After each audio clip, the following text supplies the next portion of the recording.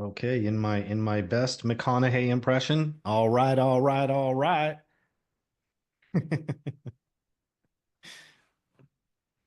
Here we go.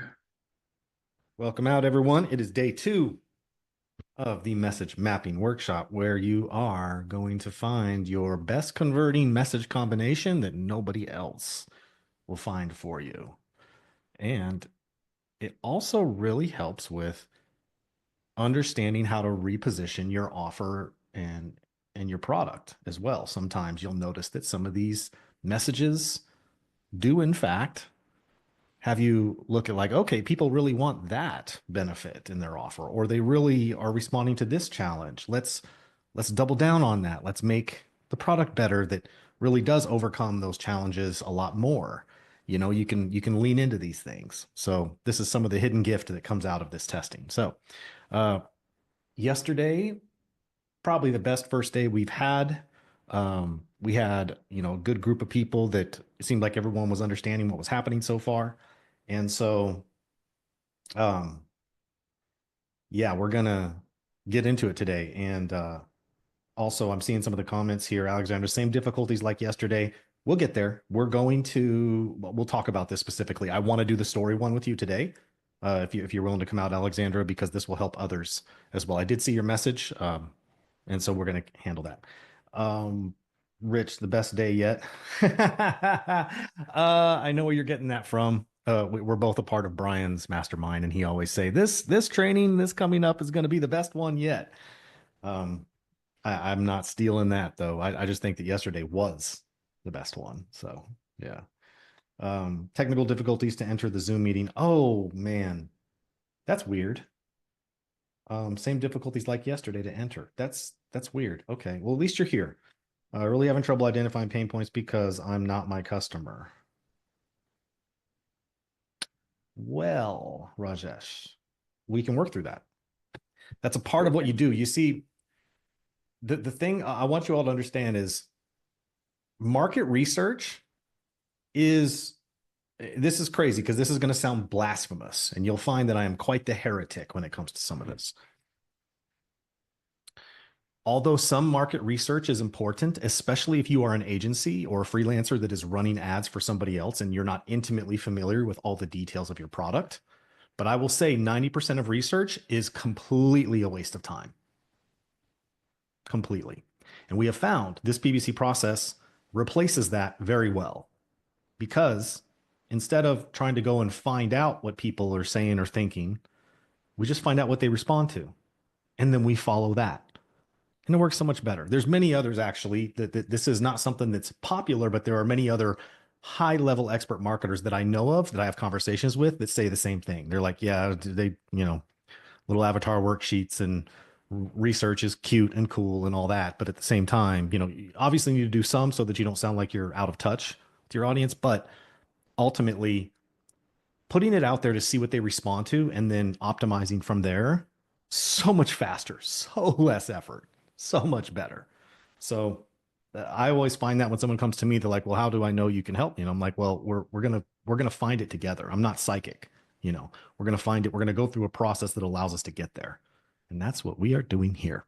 So, um, so Rajesh, we can bring you out and do that.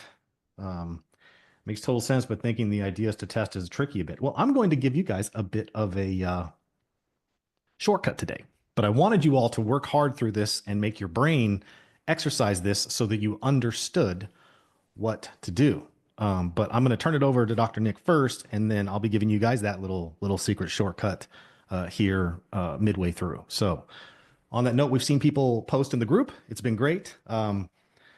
I wanted to get to more of those responses this morning, but things kind of came as a tidal wave today that I had to be responding to putting out fires all morning. So uh, we're going to clean it up here, and then we'll be in that group even after the session today and make sure we get you guys caught up. And not to worry, if you get a little bit behind, it's all right. We're still here. So over to the doctor. The doctor. You caught that. Okay. I did catch that. Hey, good morning, afternoon, evening to everyone. And look, the fact that you all got through yesterday, I'm seeing people filling their spreadsheets and having a crack at it, and so that means you're all doing fantastic, right? So you're on track, even though you might not know exactly where we're going to end up. From our perspective, looking at what's happening, it's all going great. So what I'm going to do is jump into just a quick walkthrough of some of the other burning questions that I know many of you are having, and it's just around the setup and the like a general overview of how this whole thing runs. Um, Now, in terms of actually setting up the ad from green button, create campaign to publish, Chris is actually going to do a walkthrough, if it's not already done, that'll go up in the members area, because the last thing I think we all want is to sit here for a long period of time going through exactly watching click by click by click how to set up a campaign. Because when you go through and set it up, you're going to need to pause the video or look at the steps if it's done and literally go through step by step and follow a document through. And it's because there are quite a few critical little areas that need to be set up in the campaign to make sure this runs properly for you. And so what we've found in the past is if we rush through it in a live setting like this, people always have to go back through the recordings and do it. And kind of when you set up your own campaign, it's going to be much better to have something that you do side by side rather than trying to do it. So we'll give you an overview here, but just know that the actual step-by-step walkthrough of how to set this up is going to be in your members area. So Chris, I'll just ask, is that in there as of yet, or that's going to be in there later today? The document you're about to go over? No, the document, the full walkthrough setup of how to set Oh, the whole thing. yes. I will be recording that right after this. Yeah, Yeah. I was going to do it this morning and then the fires came from every direction. So, yeah, we're going to have to Okay. move our And the meetings. reason the reason we want you to wait until you see that is like even just one issue is getting no button. All right. And so as you find when you go through your ads manager, there are certain things, little settings that are even hidden inside Facebook, that you have to click and open up to expose more options in order to be able to go in and click and turn them off. Because if you don't do that, you are going to have a list of all these call to action buttons and you won't see how to have no button. And it will prompt an avalanche of posts in the Facebook group going with people going, I'm so frustrated. I've been through my campaign setup. I've always got a button. I've got a button. I can't get rid of the button. And there is reasons why. And your ads manager might be slightly different than someone else's. It didn't used to be as hard as this, but Facebook over the last 2 or 3 years we've been running this has increasingly added these things and wants to take control away from you and force certain things to happen inside the ad setup. And we have got to turn them off. So that's why I really urge you, please wait till you see the walkthrough and then follow through step by step, because that's how you're going to get this set up the way it needs to be set up to work, right? So can I get a And yes? what do we say to Facebook enhancements and automations? Not today. Not today. So could I please get a yes in the group from as many people as can actually get the energy, which you should have, to go, yes, I understand. We will wait for the instructions to come through. Um, all right. Thank you, guys. Yeah, that's excellent.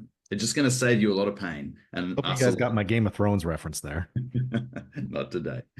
Yeah. What do we say to Facebook? Not today.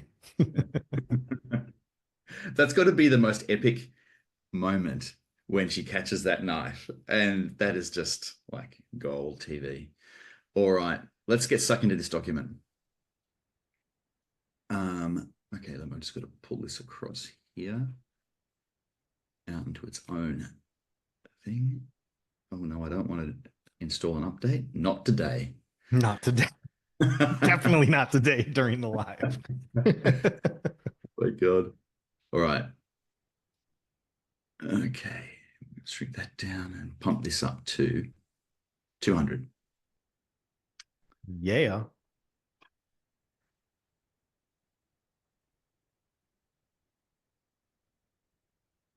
Okay. Some reason I can't scroll that over, but anyway, is that coming through? You can see it loud and clear. Yes. Yeah, good. All right. Okay, so today, what we're just going to go over real quick is campaign structure and setup. And it is, I'm actually going to get rid of this now. It used to be easy. It's a little more tricky now. Here we go. You're going to be setting up one campaign per test. So for your pain test, it's its own campaign. Easy. You're going to set up one ad set per element that you are testing, right? And so again, only one ad set per element, right? So you're not going to put multiple elements in one ad set. I know that seems rudimentary, but we may need to emphasize that so every single person gets it. And then we're only going to have one ad per ad set to test that element. And that's because we want to force Facebook to give impressions to every single element that you're testing. So make sure you hear this. If you put multiple ads in one ad set, what will happen is Facebook will, run off with one particular ad, and you'll see that ad getting a lot of impressions, and the other ads won't get the impressions, and therefore you can't run a proper test on it. So you have to have one campaign, one ad set per element, and then one ad in each ad set. And you can see that set up here visually, okay? So here's your campaign. If you were testing 5 pains, you're going to have 5 ad sets. And then in each ad set, you're going to have one ad. And it's going to be obviously the pain for that one, pain 2, pain 3, pain 4, pain 5, right? And then each of these, because the budget is set at the ad set level, and so therefore every ad set is going to spend that budget, which means all of these ads are going to get the impressions. That is absolutely crucial. This is a point of failure, right? A critical point of failure. If you don't do this, won't work. So this is how it has to be set up. And then what will happen is you'll run the ad. So we call it PBC1, right? So it's a PBC test, and it's number 1. It's the first test. We're testing the pains, okay? And what we're going to do is we're going to test each of those pains against one singular ultimate benefit, okay? So it's going to be pain 1 with the ultimate benefit, pain 2 with the ultimate benefit, pain 3 with the ultimate benefit, pain 4 with the ultimate benefit. Okay, so that's the way this is going to be. And we'll give you an example of what those headlines look like. But I want to deviate into something Chris mentioned yesterday. If you look at goal research, and there's a large group of researchers at New York University, New York State University, New York University, and some of them are collaborators over in the UK. They've been studying goals for many, many years. There's hundreds of research papers. There is a thing in the brain called mental contrasting, okay? And when it comes to goals. And so let me give you the 2 things that a lot of people, 2 things most people do. One, they either ruminate or go round and round in circles about their current situation. And it's usually a negative situation. And that's it. It's called rumination. By the way, it leads to depression and anxiety. It's one of the risk factors for it, rumination. If all you do is focus on the future and what you want, that's called fantasizing, right? I'm fantasizing about my future. And if that's all that goes around in the head, then again, it's just a singular thing. And when we look at the MRIs of people who do either rumination or fantasizing, sure, different parts of the brain light up as you'd expect, and that's it. When you do mental contrasting, which is to look at the current situation or the negatives, and then also think about the positives, you now have a contrast, and that is called mental contrasting. And when that happens, new areas of the brain light up, but more importantly, it also triggers a flood of glucose into the body as the body gets ready for action. And so this is the key thing I want you to understand. If you want to reach out through a Facebook ad to someone who's reading it and initiate in them an automatic response for someone to be primed to take action, you need to do mental contrasting. Mental contrasting. You need to contrast with a negative and a positive. And what we're doing here is we're doing a pain and a benefit. Just those 2 things together create that mental contrast, right? So that is the kind of neuroscientific approach behind why we do this, right? And how words achieve this. So pain versus ultimate benefit. So why are we testing an ultimate benefit here? And why aren't we going for the specific benefits? And here is the reason why. We want to have a contrast, but if we were to put specific benefits in this first test, or a specific benefit, just even one single specific benefit in this test, What's going to happen is certain people will respond to the specific pain you're testing and the specific benefit you're testing. They'll respond, but other people for whom that specific benefit isn't relevant, that it's going to filter them out. They're not going to respond as much. So what we want to do, because we're doing a pain test here and we still need to have a contrast, we use an ultimate benefit, a very broad benefit that virtually everyone could agree with and say yes to. It almost feels slightly vague. It's non-specific. It's an ultimate benefit. It's the reason why anyone would want any of those specific benefits. It's the next step up because it's a big ultimate benefit that people would just go, well, of course. Therefore, what happens is when we see this contrast between this ultimate benefit that virtually everyone could say yes to, and therefore their brain doesn't single it out, what their brain then does is it pays attention to the specific pain that we're testing. And that's what we want to do in this first test. If we just put the pain in and that's all we did, we don't create mental contrast, right? So yes, you could do a test with just pains, but they don't perform as well as when we contrast the specific pains with something else, with a benefit. And we have to test an ultimate benefit at this stage so that we, one, create the contrast, two, don't filter out people because of benefits, and three, then we get them to respond to a specific benefit. Okay, so that's the reason why we're doing it this way.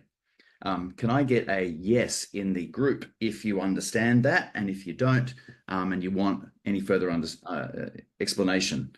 That is a common thing that people ask is like, well, why, if we're just testing the pain, why don't we just put the pain and nothing else? And your concept of mental contrast is very important because there does need to be a frame of reference for someone to understand. And this also increases the likelihood that you get a response and actually get some results even during your test, which doesn't always happen, but it's known to happen more often than not. So that's the other reason is we need to lead them just a little bit in the direction of what that pain is relevant to. So you'll find out as you go through the test that it'll make so much more sense as to why you need an ultimate benefit to compare and contrast with. So you'll find that as you get through the test and how that plays out. All right. So the question that's come up after all the yeses, thank you everyone for responding, letting us know, is how do we test or know if when we're stuck between two or three ultimate benefits that they've come up with? The broadest of the three is what I would go with. So the one that has the most far-reaching potential, but that doesn't send you in one direction or the other too much. So it leaves it open for someone. And if you need clarification, that's exactly what we're going to do when we look at some people's headlines today. You'll see us work through this in real time. And of course, if you still have further questions and you didn't get a hot seat today, that's exactly what the group is for, because we want to make sure you get off to a great start with your pain test. All right. So what's going to happen is you'll launch the pain test and you'll have ad set for pain one and with an ad in there for pain one, ad set for pain two with an ad in there for pain two, and on down to pain five. Then you're going to run the test for 2 days and we'll show you exactly how many impressions you need. And guess what? Very likely you're going to end up with a winner. That's what happens all the time. This gets exciting because we start watching the race happen as people start, and we say it over and over again because we've now seen it hundreds of times. There's always the people who are good at picking it straight out of the gate. But the thing is, for the most part, people are surprised and shocked by what the winner is, right? And so that's the beauty of it. You'll get surprised by what your market tells you. All right. This is just, I just want to show you this. I'll leave it in here to give you an example of what it kind of looks like visually, literally in Ads Manager. So you can see there's a campaign at the top, and then here's an ad set with an ad in it. Here's an ad set with an ad in it. Here's an ad set with an ad in it, right? So that is the way it actually looks inside of Ads Manager when you've got it set up correctly. I don't want to see an ad set here with a whole lot of ads underneath one ad set. That's the critical point of failure. You're going to have to start again, and any money you've spent on it will be wasted. So let's not do that. Let's do it this way. Okay. Budget, CPMs, and impressions, where the rubber hits the road and the money comes out of the bank account. What we want to do is get 1,000 impressions over 2 days. 1,000 impressions over 2 days, which is a roughly 500 impressions a day, but it doesn't always work out that way. Of course, you can't predict it. So, and then in terms of if that's what you want, and we'll talk about why in a second. This is what we want you to achieve. Then when you're working out how much budget you need to allocate to every single ad set, it's the CPMs divided by 2 will give you the daily budget for each ad set. So for example, if your typical CPM is around $60, for you to get 1,000 impressions over 2 days, then you need to spend $30 per day in each ad set. Okay. So this is how you work out what your budget is going to be. Now, Does this is that where math for everybody? I mean, does that math like 1,000 impressions? Okay. Cut it into 2 days. It should be simple math. yeah. So, yeah. Okay. And this is where all the questions will come up because again, money leaving bank accounts. What's your CPM? Well, here's the thing. A lot of people run traffic ads. We don't know why they do. People run all kinds of other types of campaign types, objectives, and we don't know why, but they do. And what happens is that you'll be looking at your CPMs and you'll be going, oh, well, these are my CPMs. As we're going to teach you in terms of what to set for your optimization or your objective, when we go through that, the historical CPMs that you've got in your ad account may not be what you are going to get when you run your test the way we teach you how to do it. Right. So even though you've got historical CPMs in your ad account, that might not be what you can go off. So this first test is going to be you having to have a bit of a guess of what you think the CPM is for that audience, given the setup that we're going to take you through. If you set your CPM too high, you might rush through 1,000 impressions in a day. If you set your CPM, if you estimate your CPM too low and therefore your budget's too low, you may only get through 200 impressions on the first day, and then you're thinking to yourself, "Oh, well, I've got to leave it for later. Well, what am I going to do?" What will happen is, at least out of running your first PPC test, which we all encounter this issue, at the end of your first PPC test, so PPC1, you will then have a much better idea of what your CPMs are, and therefore you'll be able to budget more effectively for PPC2 and PPC3. But the other thing we will find out during the next 2 or 3 days is what your CPM is going to be in your account for your audience in your offer. All right. So Chris, what should they do if they get to the end of day 2 and they've only got 150 impressions, so therefore the budget isn't high enough? Yeah, they're going to need to just raise their budget on that one. Right inside the existing ad sets, just do the math and think about how much you have to make up for in terms of impressions per ad set. But Michael, that means $30 for each ad set. It means you have to calculate this from your existing ads and look at what the CPMs are for your existing ads. One caveat with that, if you're running other objectives like a traffic or page post engagement or video views, your CPMs are dramatically lower than what you would if you're optimizing for a lead or schedule a call or purchase, which is those are the things, the end results we are going to have you optimizing for, because it's the only way to get a real true test. So because of that, make sure that you do the math based on any campaigns you've seen that are lead or book a call or purchase, preferably the one you're going to do this way. If you're going directly to an offer, optimize for purchase. If you're getting people to book a call with you so you can sell them your product or service, the schedule event or possibly submit application event. Or if you're just generating leads, the lead event or possibly complete registration if it's more of a webinar. So those are the ones you want to use.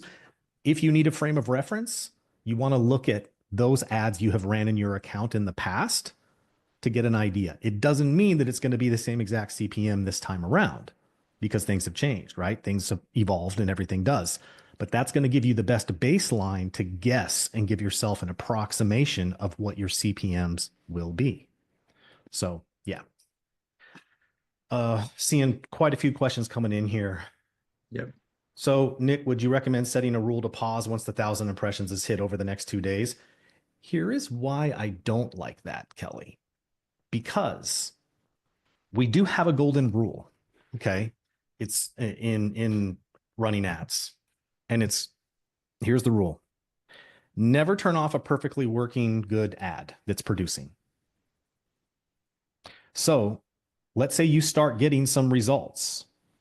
We don't expect that those results will last long term because your budgets are too small for a full scale campaign. However, if it's still getting you results, let it run. That's why you don't want to have an automated rule to turn it off, because if you do have one that starts getting you leads or getting you sales, let it run until it burns out, right? At a low budget like what you're doing, it's probably going to burn out in a few days. But if you get a few sales from it or a few leads at an acceptable cost, let that run and turn off the other ones. That's why we do it that way. Okay. Martina, will the fact that there are election campaigns at present affect CPM? It does, but guess what? You and everybody else. So, yeah, I mean, probably the CPMs, it is Q4, right? Q4 is when most companies put in a lot of their budget for the year. Like literally, they'll take 50% of their budget and it's just spent in this last quarter of the year because they know they can, Black Friday, Christmas, all of that holidays. So, yes, CPMs are classically higher in Q4 than they are other times of the year. So that is something you may want to look at the trend. If you're looking at an ad from lead optimization from 2 quarters ago in May or April, you might want to add 10, 15, 20% possibly to be safe as your estimation for your CPMs. So there's that. Is the over 1,000 over 2 days just an efficiency thing, not to overspend per test, or actually impact the accuracy of the test? It's a great question. So it says DS here. Tell me, I've got too many people here. I usually always remember names. DS. Who is DS? Tell me your first name. Well, who would that be? Dave. Okay, Dave. Yes, Dave. So Dave, it's not necessarily either or. It's the algorithm needs to go through a certain number of impressions as it optimizes. What we have found is a good baseline is about 1,000 impressions per ad.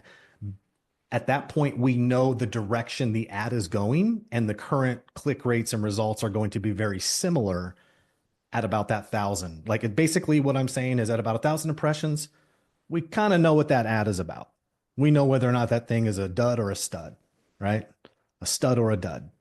And that's why we do it that way, is typically at 400 to 500 impressions, it's still optimizing all over the board, that the numbers are not going to give us a clear idea of what we can project that to be longer term. So we have found 1,000 is arbitrary. If it's 993 and you turn it off, fine, right? If it's 1,020, fine. You know, it's not a specific thing, right? But we have found that as a general rule, the 1,000 impressions per ad is when we can really see what that ad is capable of with its click rates and what it's been doing. Okay.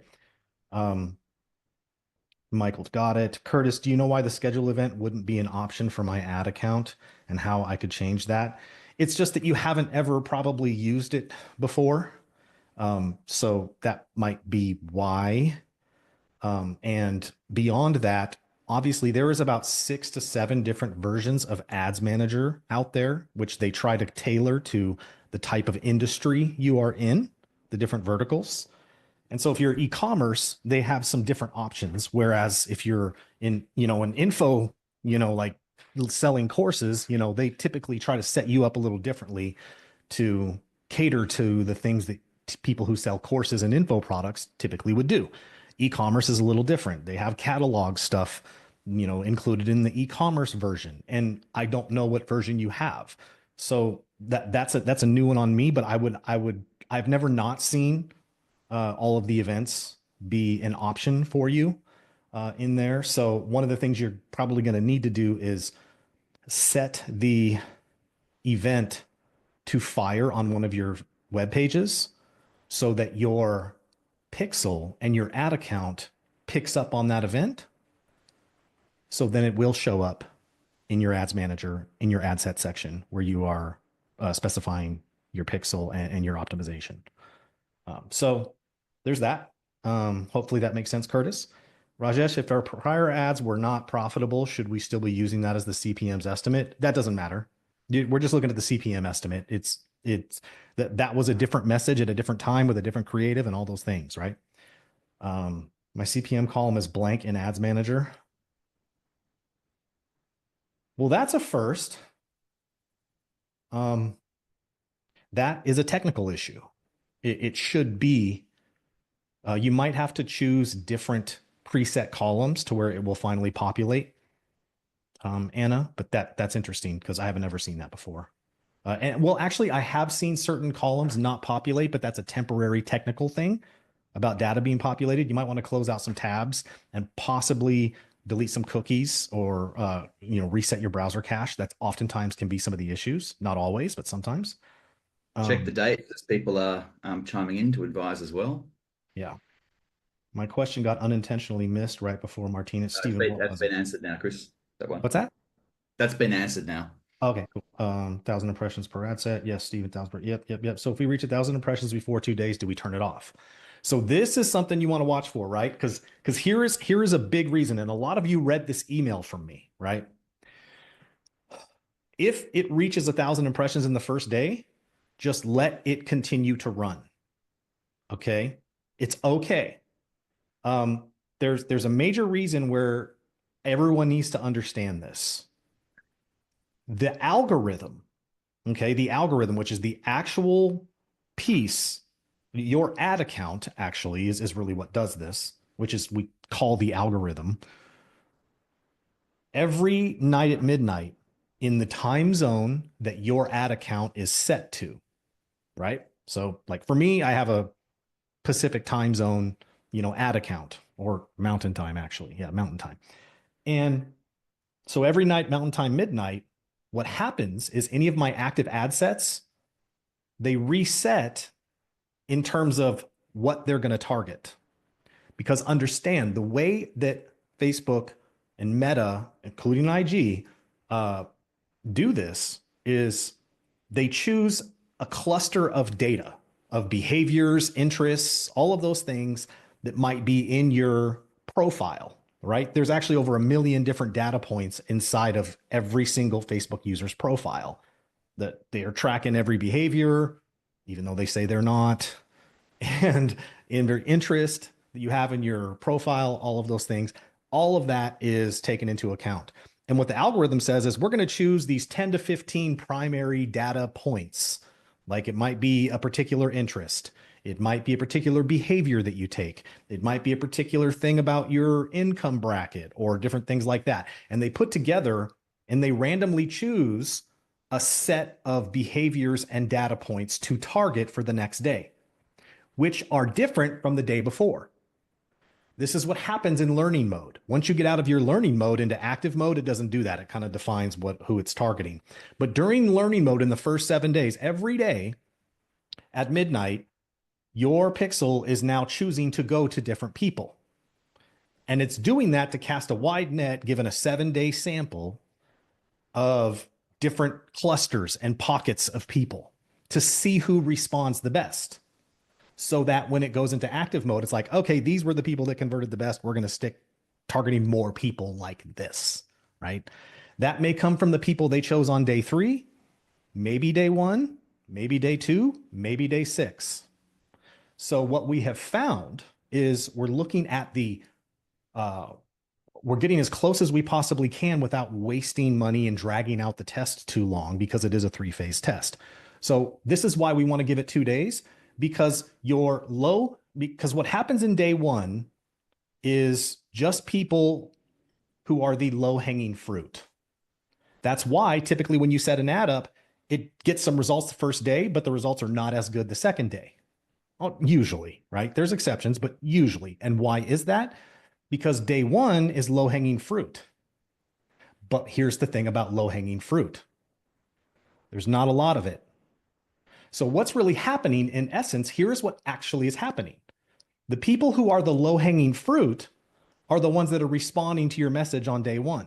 So you might have a really high click rate on a certain ad because those low-hanging fruit people respond to that particular element, that particular pain more than others.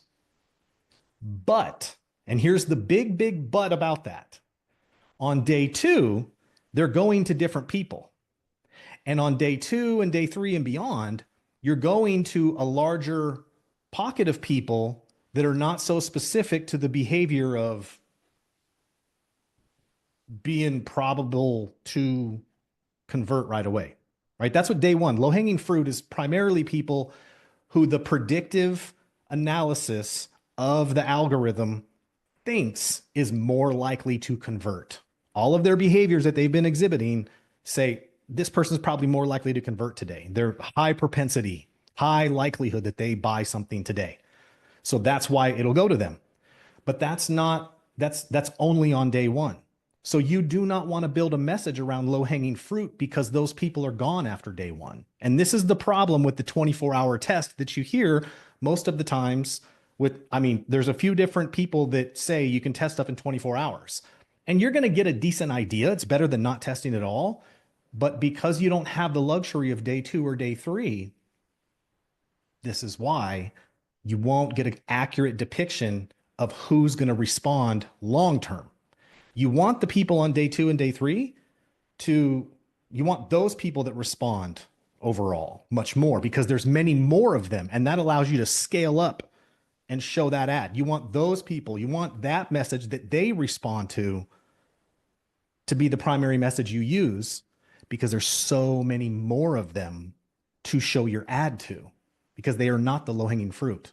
So I don't want necessarily the low hanging fruit people and what happens on day 1. I'm actually only doing day 1 so I can get to day 2 and sometimes day 3 because that's where the real gold is at. So although 24-hour test is great marketing, and I don't fault anybody who markets that, you know, it's great marketing. You're going to get your result in 24 hours. Amazing, right? Can't beat me. I've got 2 weeks, right? So they're going to beat me. However, in application, this is the test that's going to get you much closer to a sustainable message beyond just what the low-hanging fruit responds to. So can you let me know if that makes sense as to why we do multiple days? You say yes.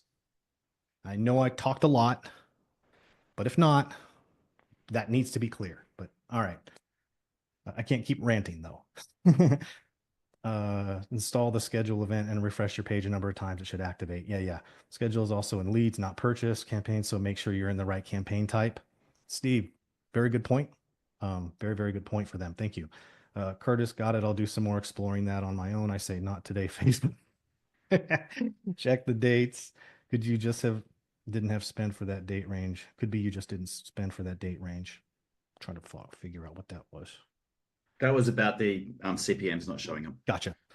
Dave, huge mind blown moment. Yeah, so I'm getting all yeses. Okay, so I did. Yeah, Ricky, really good learning there. Sure does and answers many questions from past performance. Yes, I've never heard anyone explain this. This is why you show up here because you don't get the fluff. You get the good stuff. You get the meat, even if you're vegan, right? Chris, in this case, you've been done. You've been good cop here. I'm prepared to play bad cop on it. So just so everyone knows, again, to remind you, just because of my background, you know, like 15, 20 years in science, a journal editor in science, and it's medical science. So I started to partner up with people in the social sciences sometimes. The standards that people in social sciences set for the research they do, and we're doing research here, it's actual social science research, you could do it that way. The standards they set are so far below what we set in medical science, right? They might survey people and go, oh, we got a 40% response rate. And they go, yeah, and they write all about their findings. And we're like, 40% response rate is no response rate, like zero. Like, I don't care if someone comes back and they surveyed people and got a 40% response rate. So rant ends here. If you're going to do good science, you can't just come out of the gate and grab the initial data that you get. It's just bullshit. Because you need to allow enough people to come through to actually get good data. And that's like if you're surveying people, that's if you get patients to come in, you have to establish a baseline. You can't just grab people's thing when they first come in and set them up for study. You need to get a baseline of where people are at so you know what's going on. And effectively, that's what we're doing here. So when I came in and saw what Chris was doing, I'm like, yes, someone who finally gets it. This is great. Not to mention what Chris said anyway, is that the whole thing resets after at the end of the day anyway. So, of course, we need far more quality data to do this and make decisions on. If I'm going to be then going and building an entire campaign off the messaging that I get, then I want to be as rigorous as I can be with it, right? So this is why we do it this way. The other question might be this, well, why don't we test for 7 days? Well, because as much as we want to be a bit more as much more scientific about it as we can, we're not actually here to be scientists. We're here to make money. And so if we actually get, right, the result that we can follow, we discover that gold vein, then we want to start chipping away at that vein so we can get a nice big bit of gold coming out. We don't want to sit there and chip around at the whole cave and go, oh, we found, like, we want to really get going for it. So that's the reason why we do it this way. And there endeth my rant. Wow, that's pretty good for him to be, for you playing bad cop. It's Like usually the other way around. we got you to swear and everything. I'm liking I this. know. Can I Yeah. be good cop for a while? I don't do good cop too well though. We could I'm too practice mean. role. I'm too Yeah. mean. But to endeth is underused in the world. Greg. So Greg says, so 2 days is enough then for data? It's a good starting point. 7 days, you kick into the law of decreasing returns after day 4, 5, 6, right? It's just not feasibly worth it here. If it was a scientific test funded by your government, then maybe, right? But because we're trying to not lose our ass on all of this, then we need to find the sweet spot. So your question, Greg, about 2 days is enough. Here's how I ideally like to do this. So let's say we finish this training part and then we coach you on your elements so you're ready to begin your test, right? We would ideally love for you to set your ads live right away so that they get basically the afternoon and evening of today. So you'd get 6, 7 hours, maybe even 3, 4, 5, which is totally fine. And then it resets once. And then you've got all day tomorrow where it runs 24 hours. And then it hits the reset again at midnight tomorrow. And then you're into your third day where it's really 48 hours, but it's staggered over 3 days. That would be the ideal situation because then it has chosen 3 different data clusters over 3 days. And day 2 has the biggest sample size, but usually you could wake up on day 3 and you have ran your ad for 6, 7, 8 hours. And now you have data for day 3. And that's the ideal way is basically 48 hours, but spread kind of, across 3 days. If you can't get it all set up and you only get a few hours today, that's okay. That's all right. It's not a big deal. It's actually, you're going to get more data for sustainable messaging on day 2 and day 3. So it's not something to be too worried about doing wrong. It's just good to have a spread over a couple days of your ad testing so that the algorithm can do its thing and send you the right people to see how they respond. All Um, right. yeah. We should probably uh we're almost at the end here, so we should carry on and then bring some people out. All right, so um campaign objective. So we've talked about the how long it runs for, the impressions, campaign objective. We, as Chris has mentioned, we set up the objective of the campaign as being a sales objective, ideally. That's what we do because within the sales objective, you then have these things that you can optimize for. So you can optimize for purchase. You can optimize for, I don't know, actually depends on it, whether schedule is in there. But these are the various, this shouldn't be written that way, should it? What?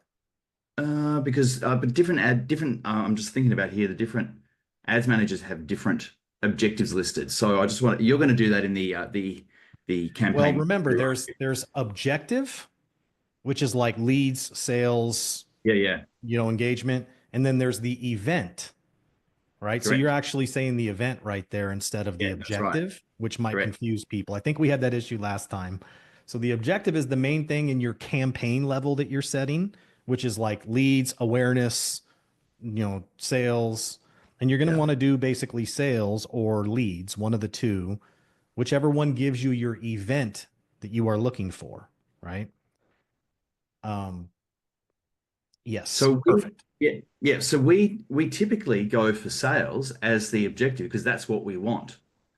And as Chris will explain later on, when in more detail than I'm about to go over real quick, if you have an audience, just say you have an audience of 10 million people, and you choose sales as the objective for the campaign, you're immediately going to be going to only maybe between 5 and 20% of that audience of people that Facebook is predicting is going to buy something.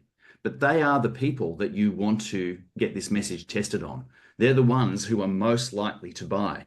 If you choose something else like leads, or you choose something else like page engagement, then out of that 10 million audience that you choose, you're immediately saying to Facebook, oh, no, don't worry about sales at all. Just go for the people who are going to give me my objective, which is engagement, right? And so therefore you might get a really low CPM, and you might get really low cost per clicks, and you might get really high engagement. And what you won't get really high thing is sales. And that's actually what we want, is sales. So if you are selling something, and again, you can check with us in the Facebook group to make sure it's the best thing. But for the general rule is we choose sales as the objective. And then within that objective, as Chris was saying, we've got different events that you can then optimize for within that. So if you've never selected a sales objective before, go ahead and when you do it up, set up that campaign, and you'll see which events you can optimize for in the ad set. So you set the objective, right, at the campaign level, and you set the event at the ad set level, right? And so even if you are going for people who are registering, they're not buying something straight away, you can still choose sales as an objective. And you can actually have, there's another one here called complete registration. And that's in the sales objective. Yes. That's in the sales objective. Okay. So even if your sales process is get someone to sign up for a call or something first, or register for a webinar, then to do a sale, you can still choose sales objective. It just means that you're going to be testing your messages and putting them in front of the people who at least Facebook is predicting are most likely to buy, right? And that's where we want to test our pain, benefit, and challenge.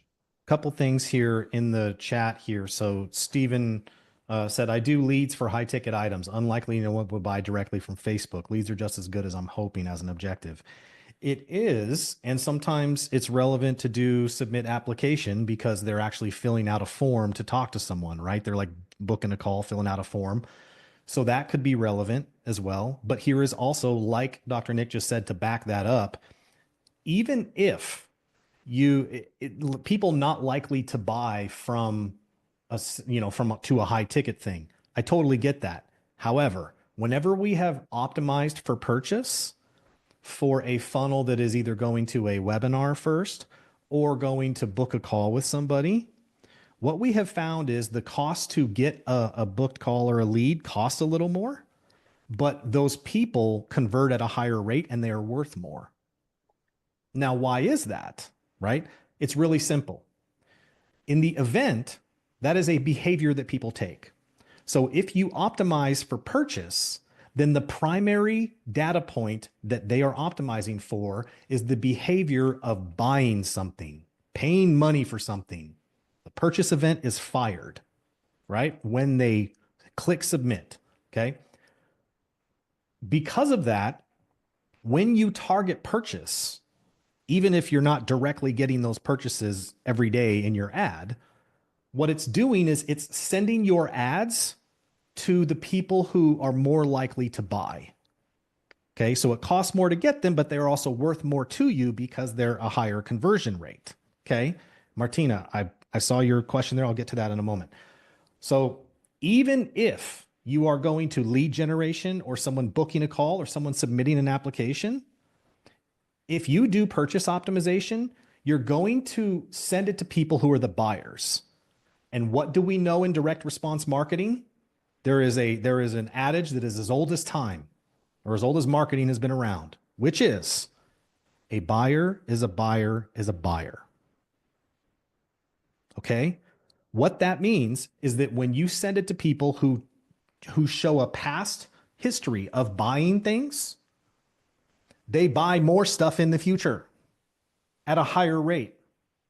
So it's entirely, Stephen, up to you whether or not you want to optimize for booking calls.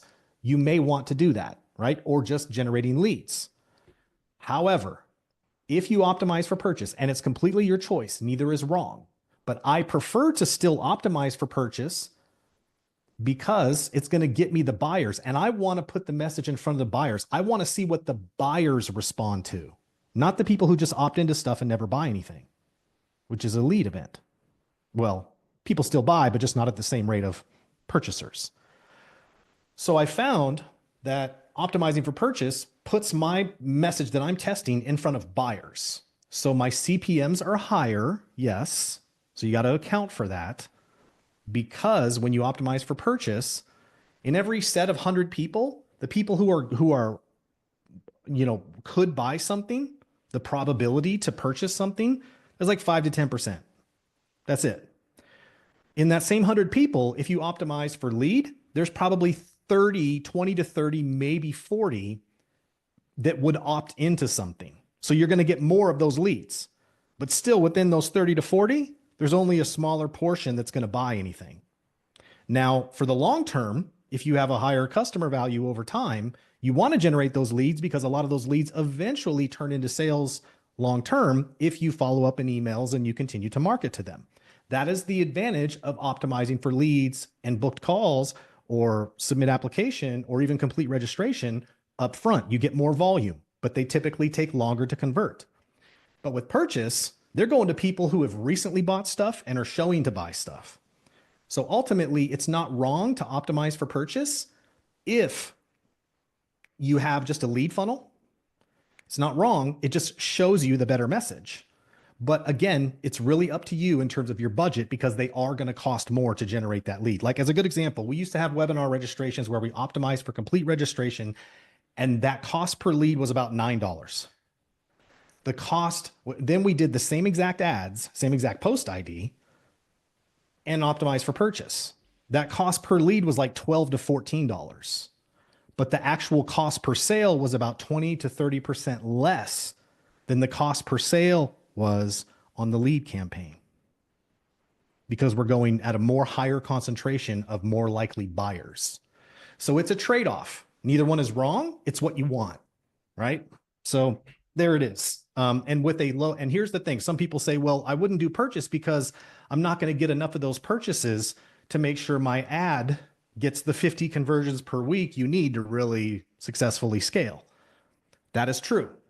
However, we already know that this test does not support the budgets to give you this particular ad set that's going to scale. You're going to do all that later after you do the test. So we're not looking for this ad set to be sustainable, which is why, Alexandra, if you're sending everybody to Amazon, it's totally fine to still optimize for purchase. You may not be able to track it, but what you're doing is you're sending a very high concentration of people who have already bought books that will buy more from you on Amazon. And you'll see the difference in the sales that come in through Amazon. Okay. It's okay, because we're not looking at running this as a sustainable ad set. You can set that up later and get your buyer tested messaging, and then go back to your other types of ads like traffic ads or whatever else you want, once you have the winning message that buyers respond to. I hope everyone's getting the magic of what I just explained about finding the ability to put a message in front of the person who's most likely to buy, finding the message that matches to buyers, so that then in the future, you can use that everywhere, even when you are not having to optimize for purchase, because that message is what the buyers respond to. And that makes a difference. So hopefully that makes sense. Hopefully that does. And Now, we should talk about that a bit further. Otherwise, it is coming up 8, and we'll get down a rabbit hole. But this is going to come up as each one person sets up the thing. Yeah. Chris, when you go through the step-by-step video, can you handle how to explain the time zone differences? Just think about it, Martina. Just it's okay. Just set it up to where you're going to have what I explained before. Whatever the time zone is, as long as you have a little bit on day 1, mostly day 2, and some on day 3, it's whatever that time zone difference is, it's fine, right? You might be setting it up and letting it run half the day for 12 to 14, 16 hours on day 1 because of the time zones, the timing for you, right? Because you're in the UK, so it's already late there. That's okay. That's totally fine. And just continue to run it. And you might want to let it go a little bit past 1,000 impressions for day 3. 1,100 impressions, 1,200, whatever. It's fine. Okay. Eduardo, you don't need a cappy. Yeah, you don't need cappy for the PPC stuff right now. No big deal. Not a problem. You don't need the server side stuff set up if you don't have it.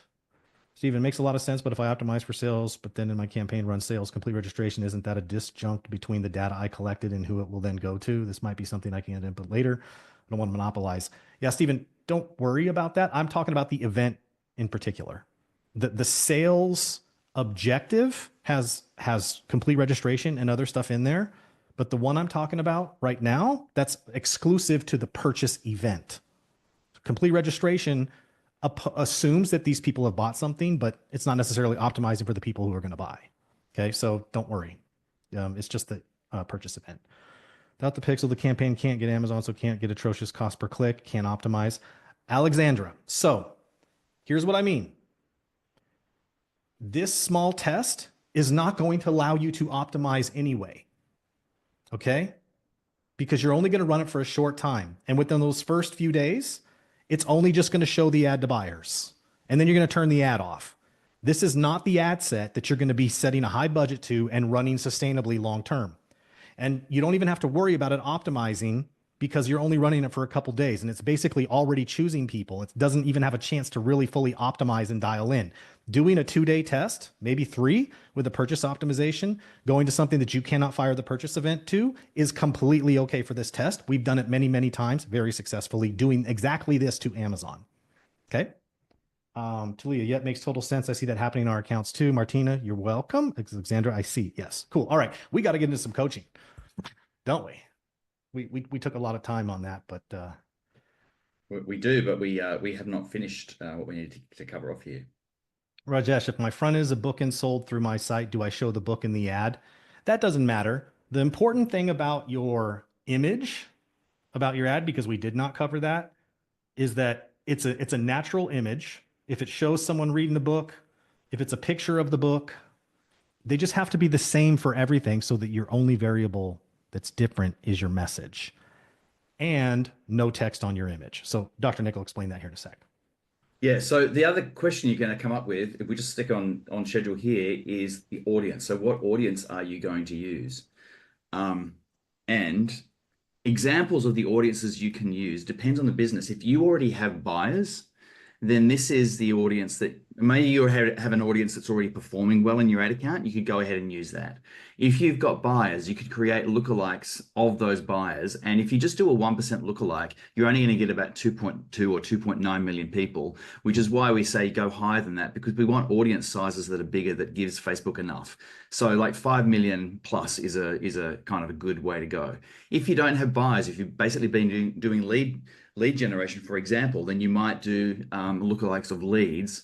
And if you're going to do interest, Chris, what's your update there with interest? Because this is a big changing field, and I don't use interest that much these days because you know what I'm using to boost my audiences, which is different. But interest, what's your take on that these days? If the interests are very, very related, it's okay to group them. But if they're very different, I don't group them. Let me give you an example. Marketing, advertising, lead generation, conversion rate optimization, ads, right? They're all very, very similar. So it's okay to put those together.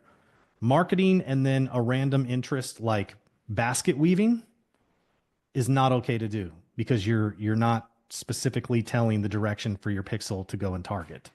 So usually we just choose one interest and make it a broad interest.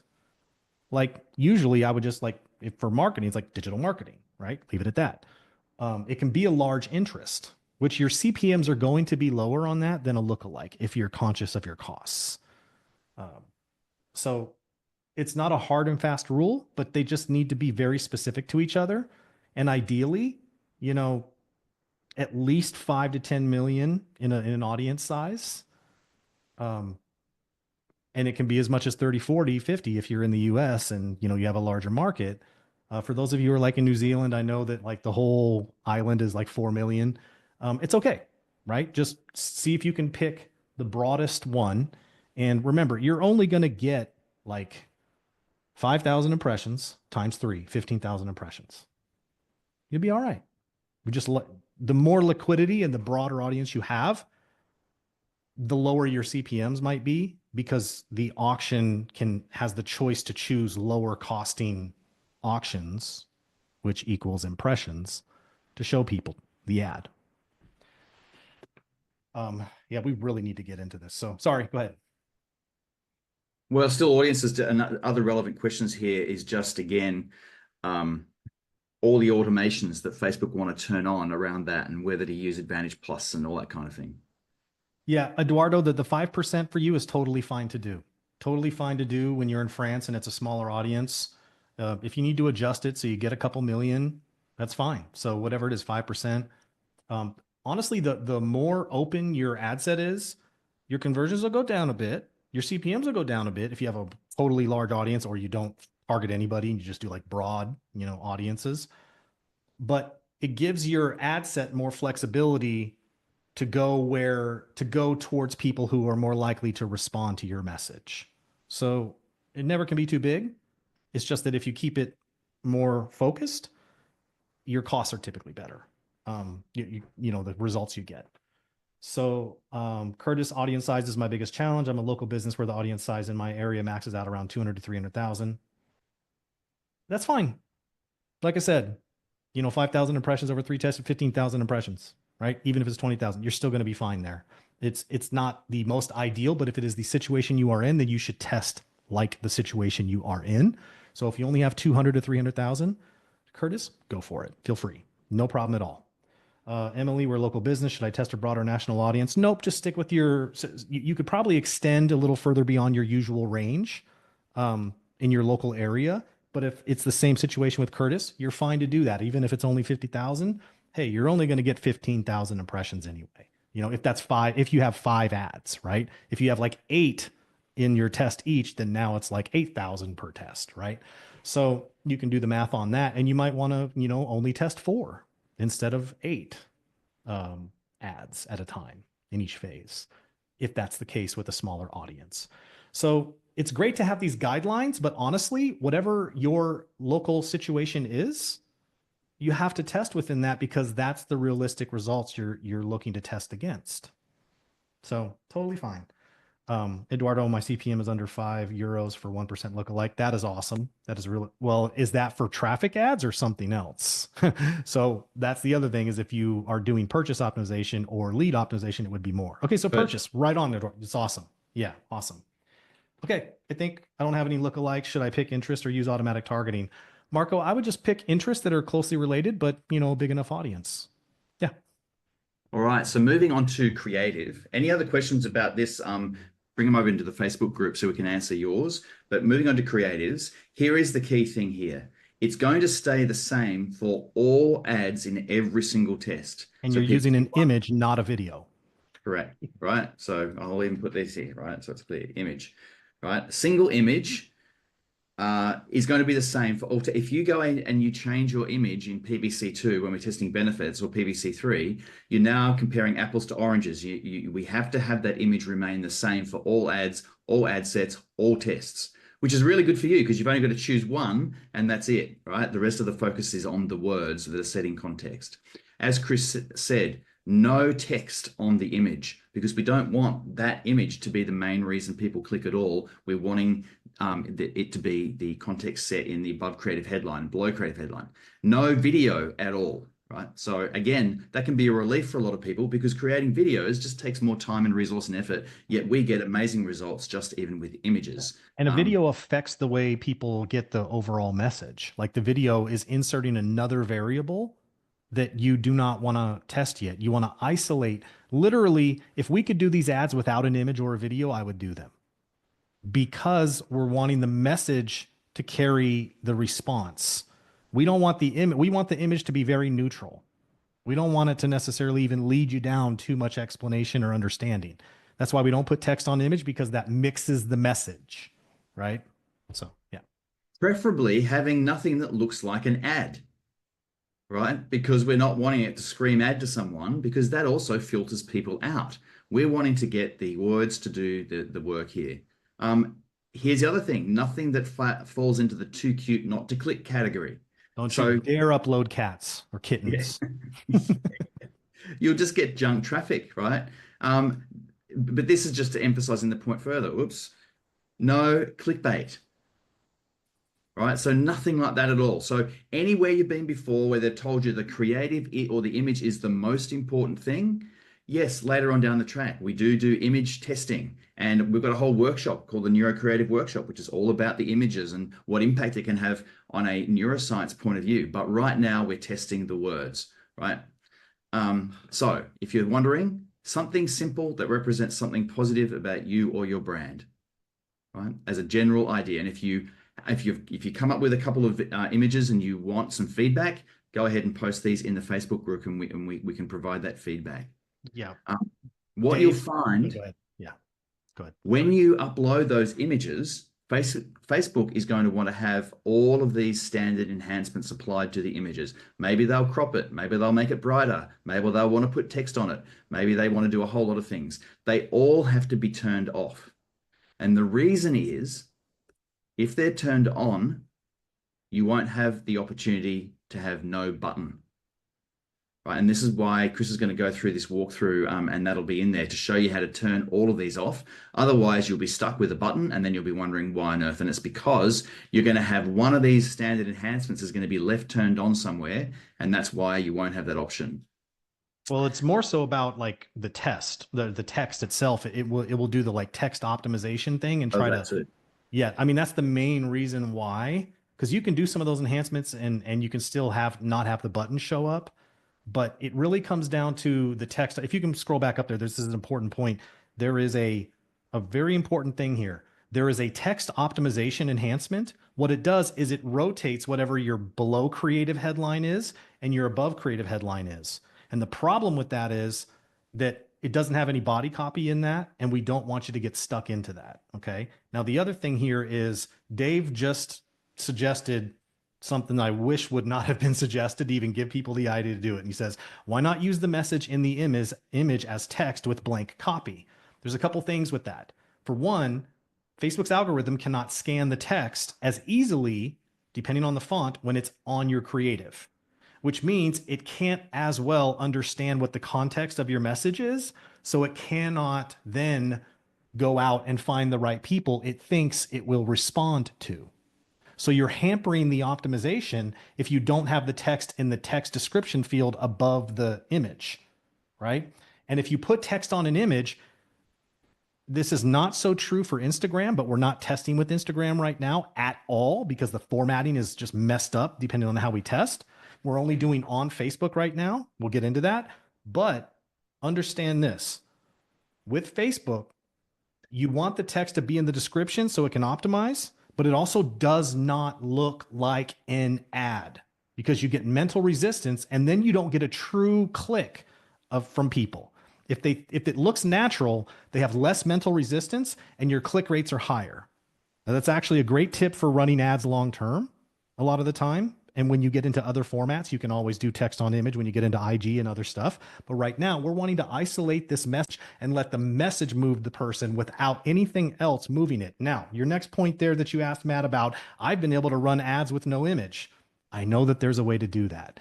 But technically, the way that plays out, it doesn't allow us to do the test that we do it here. So I'm not going to get into those details, but I know it's technically possible, but it's not technically possible to be able to test the way we need to with that. So that's why we don't do it that way, Matt. All right.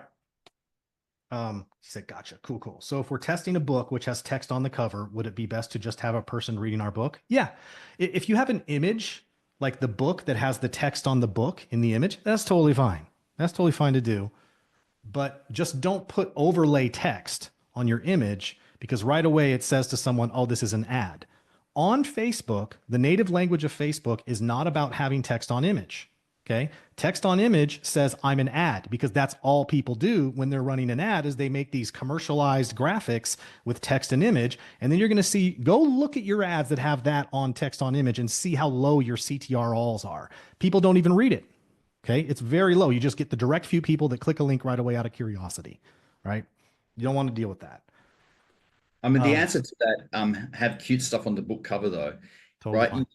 Yeah, but you don't have to worry. But the thing is, you could even be running these ads and testing them with just an image of a person, right? They could be reading a book, they could not be reading a book because the image isn't it, but we're not doing product placement even here, right?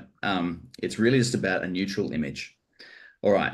We're really So trying to get people to click the see more that you see here, not trying to click the ad directly. We actually don't want people to click the ad directly without reading the body copy. So you see, that's all we're trying to do here is to get people to click in see more. so Chris, you might want to walk through these images. Um, what specifically are you? Just why? Like this one here, this is one you've chosen. Yeah. So that one, how businesses with ads that did not work are now scaling 2x. So look at let's identify the elements there. How businesses with businesses, that's our common bond, right? We're talking about businesses. Instead of saying, are you a business or are you a failing business owner or stupid shit like that? Ads that did not work. You see the single quotes around it? That's my pain, right? I couldn't find a way to say it negatively. So I had to compromise and use a descriptive phrase to say ads that did not work, which worked better than anything else that tested. And then my ultimate benefit is now scaling 2x to 5x. So that's my pain test right there. How common bond with pain is now getting benefit or ultimate benefit. I'm sorry, ultimate benefit. Same thing here. Here's how so we have no common bond, which is entirely okay to do. Okay. Here's how we go from falling behind to getting more done in less time. Now, that was for business leaders. So the targeting for this had to be a lot more specific. If you're not going to use a common bond, you want to have targeting that says it's going to go to people that this would be relevant to. Okay. Then the other one here, how business leaders, right? Business leaders is the common bond. Notice how we're not saying, are you a business leader? Question mark, which causes high negative feedback and people to hide the ad because they don't like being directly asked questions in the news feed. Although I know that that is the typical ad languaging that has been going on for 50 freaking years. And nobody seems to get that that doesn't work that well on social media. Yet, albeit everyone else copies everyone else because the main gurus that have been doing it for 30 freaking years still do it. And everyone else then repeats it like some lemmings. And I'm telling you, it doesn't work as well. Okay. So notice workaholic. That's the pain, right? To a strong financial position. That's the ultimate benefit. That's how these work out. And you notice in the bottom here that there's no button. What does that make that look like? What does that make that look like? Have you ever noticed on Facebook that when you see something like this, what does it usually mean? What is your first assumption? They're sharing the link to an article or a blog post. It's someone who organically shares a link to something informational. It doesn't look like an ad because there's no button. This automatically takes down the resistance and causes more people to choose to click see more and read. So this concept is great even when you're running your full scale ads because you get less resistance and higher click rates, which creates more engagers over time that you can retarget and have more success with. But this is what we want it to look like. Okay. If we didn't have an image, we wouldn't have the see more button to be able to have people click. Because guys, here's where this CTR all metric is really what it's really measuring. 90 to 95, and in the early phases, 99% of the clicks are from those who click see more to read the ad. Okay.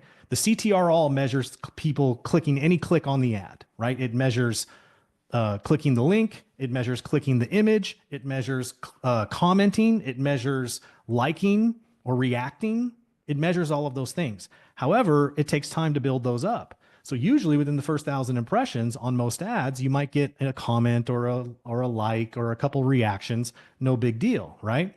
But the CTR all comes from people clicking see more, not clicking below to click right over to your ad. You don't want that. You want to pre-qualify them first. That's the real secret. We'll talk more about that after the test as to why that's so effective. Okay. Some of you have taken the 5D ad course, know about that, at least the higher level concept of it. So, but that's what we're really looking to do is to get people to click see more because that is our indicator that says, oh, that's the type of messaging people respond to. And that's what we will build our body copy around from what they see in This the see above more creative is headline. it's like the email to read it. This is what we want. We want people opening up this ad to read it. And with these images, you can see there's no product placement in any of these. This is just a smiling couple. These people aren't even looking directly. It's just a picture of people. There's other reasons why this is it's chosen, but that you see it's very neutral here. And this image here isn't showing, sales like some horrible, stock photograph image of a red line going up for sales or some kind of horrible thing that's so cringe like that. If you saw that image by itself, you wouldn't know it was anything to do with scaling, right? Or ads or anything like that. And so, we just want to show you examples of how these images, we're not having to think too hard about them.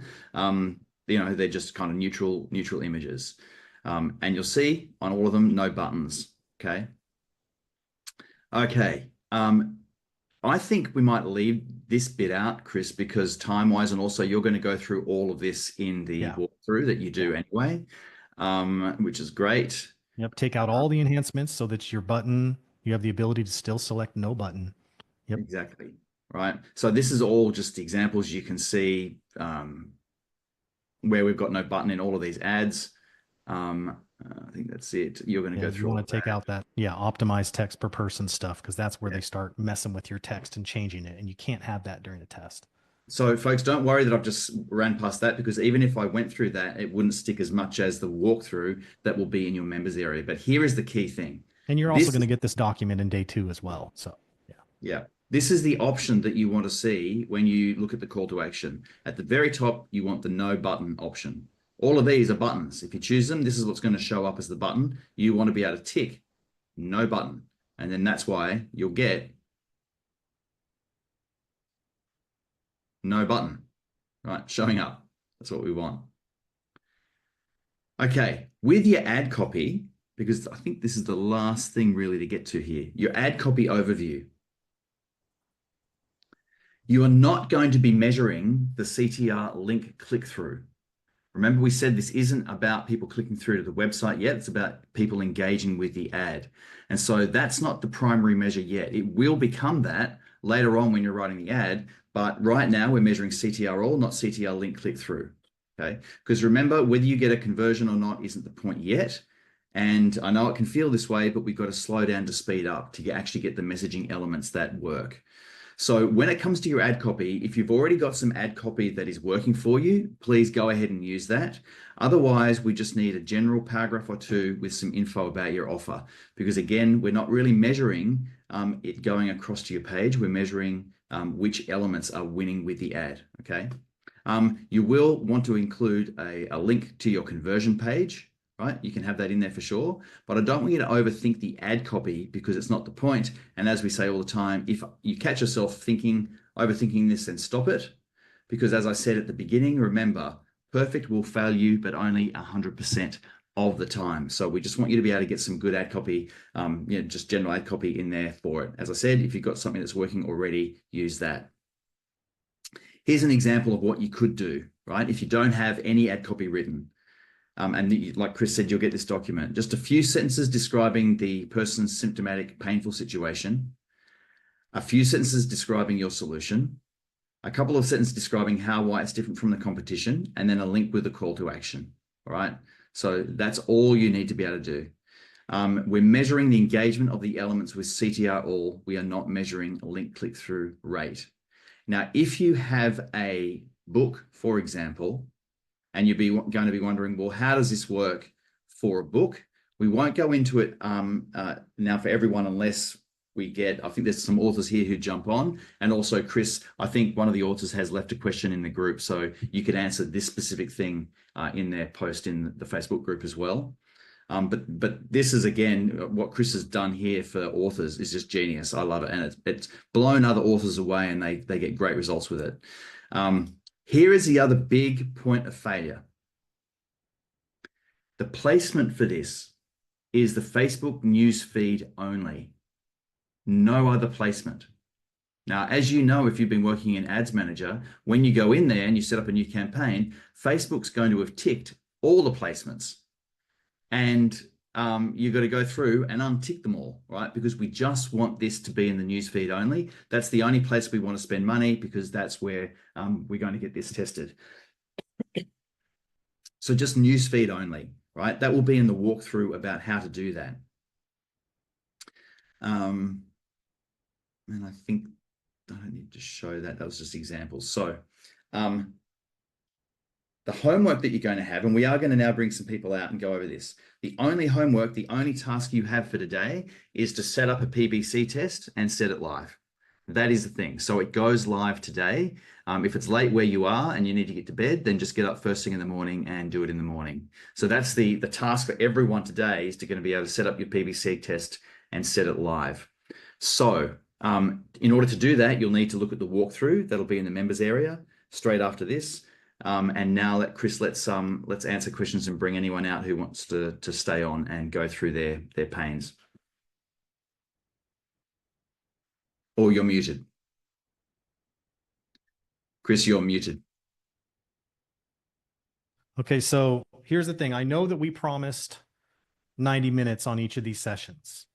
I also understand that this took a lot longer to get through than what we had we've reformatted some of the training here, and both Nick and I did not expect this to go as long as it did. So I know that we wanted to be respectful of everybody's time and, at 90 minutes, let you go. So we're just going to do that and not coach you today. Just joking. But so if you want to stick around, that's great. If not, we'll also look at your stuff and give you feedback in the group. But we're gonna continue on for a while and help a handful of you here. And I think just by watching us do coaching others through this, you're going to see and get better ideas. And I also have a little bit of a trick shortcut for you guys that we're going to do at the right time, the right place. So we're going to do, Alexandra, I'm going to work with you second because I don't want to start people off with story stuff. It's because it's not relevant to most people, but I'll do you second. But I want to take one first example. We also have Rajesh that I want to bring out. He seems to be thinking we haven't answered his question, and I was going to do that when we brought him out. And so let's see here. Stephen, no apology, tons of value, so don't mind the long session. Thank you. Marco, I don't have a no button option. So Marco, that is the thing that I'll walk through. I will go through those things to avoid that option. When I upload and post the walkthrough video on how to set up your test, where I'm actually going through Ads Manager section by section, click by click, showing you exactly how to avoid everything that causes it to take the no button option away. Okay. So Marco, if you're trying to do it now, which don't worry, it's there's a handful of things there. Like, if you're trying to use a video, it gives you a button option and other things that happen, but we're going to walk through that in the video. So don't worry, there is a way to do it. Okay. And I'm going to show you guys, but I'm not going to do it here on this live call because we need to coach you guys. I'm going to shoot a quick screenshot tutorial video that shows exactly what to do there. Okay. Anna volunteer. Okay. Talia. Okay. So we're going to do Talia first, and then we're going to do Alexandra. Then we're going to do Rajesh. Then we're going to do Anna Marie. And yeah, Stephen, I've only ever used lead forms. What link should I use in the ad copy? Do I need to create a landing page? Stephen, it would be better. It would be a better test if you can go to a landing page rather than using lead forms. Typically, lead forms are very, very low quality people that don't convert very well. So just from a quality standpoint, you're going to get better if you have a landing page. If you cannot do that and you want to stick with the lead forms, stick with the lead forms. It just typically means that you're going to have a learn more button on there or a sign up button. And so your click rates won't be as high, but you're still going to get good data on which one is the highest CTR all. So you still technically can measure how people are responding. It's just that people don't usually respond very efficiently to lead forms. So there's that. All right, let's go. Okay, Talia, happy to volunteer. Let's grab you first. Is it Talia or Talia? Talia, good question. Okay.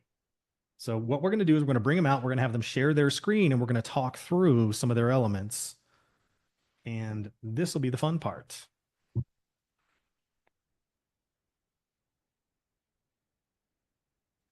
Okay. So Hi there. Hi, everyone. Um, Welcome. Thank you, thank you. The only thing is, I had to run yesterday, so I didn't finish my homework, but I am pretty clear on what the pains are. So, do you want to go to someone else first, or should we just continue? And it's No, go Talia, ahead. by Share the way. your screen. We'll work right through it. That's fine. Oh, okay, great. Got my screen. Okay, where is the document? Here it is. Okay, great. So the ultimate benefit, is this what you're looking for? Yes. So the ultimate benefit is a booked out schedule. So let me just give you some quick context and just stop me if you need to. So I'm an agency, I'm switching niches. I'm working with beauty service businesses. They want more clients, they want a booked out schedule. I have run ads. The main objective I'm getting is the main objection, sorry, is too expensive or I need to think about it. Well, and you didn't watch the training yesterday, I'm assuming, right? So that I did. I just had to leave a little bit early, so I missed the okay. last bit. Okay. All right. Um, so let's scroll on over. Show me what pains that you have been able to brainstorm. I have well, this is the thing. I haven't finished the homework, but Oh, yeah, that's why I've okay. said, did you want to go to someone else and I can finish it so you're not waiting? Do you want me to Let's do do that. that? Yep. So just go ahead and Yeah. mute yourself out, and then we'll Okay. bring someone else on, and then we'll bring you back out after a few people. Okay. Great. Thank you. Okay. All right. No worries. Let's do, we were going to go to, because we were going to do Alexander, but I didn't want that to be the first one because it's going to confuse people because it's just story-based stuff. We're going to do you second, Alexander. So the next person was going to be, I believe it was Rajesh. Yes. So Rajesh, are you ready? I'll bring you out.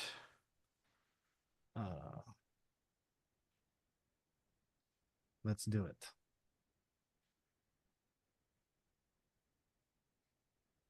Mike, I see you down there, bud. We'll see if we can get to you. Okay. Rajesh should be rejoining as a panelist. Oh, it's not. Try again. There we go. All right. Joining as a panelist.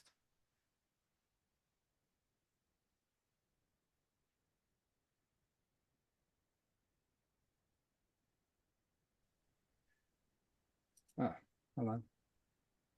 Hello. Hello, hello. Hi. Hi. Hi. All right. So can you share your screen for your elements and we'll hop right into it. And then we can get your questions answered too that you were talking about in the chat.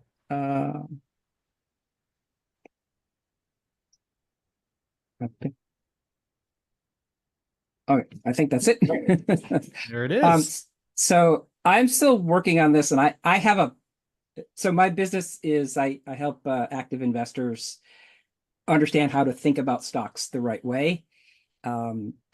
The first product is just a book. It's called Profit Plotlines, and it teaches you how to think about stocks by using what you already know from the world of stories. Because if you think about it, trades are stories. Every trade has a beginning, middle, end. Every story has that. You already know this mental model. It's an untapped resource that most people don't realize they have. It's actually yeah, makes sense. it's an intuitive way to understand. No, I love it. Like using more of Event-driven that stocks. story archetype to be able to plot out how a business is going to behave and what happens to them, and then be able to follow that with plotting out how it works. It's genius. I love it. Yeah. So in the stock market, there's 9 plot lines that we see happen again and again. That's what the book is all about. So it's like, just like if you know the movies, you know the meet cute happens, and then that's the people that end up together at the end of the romance film. It's the same kind of thing, intuitive understanding.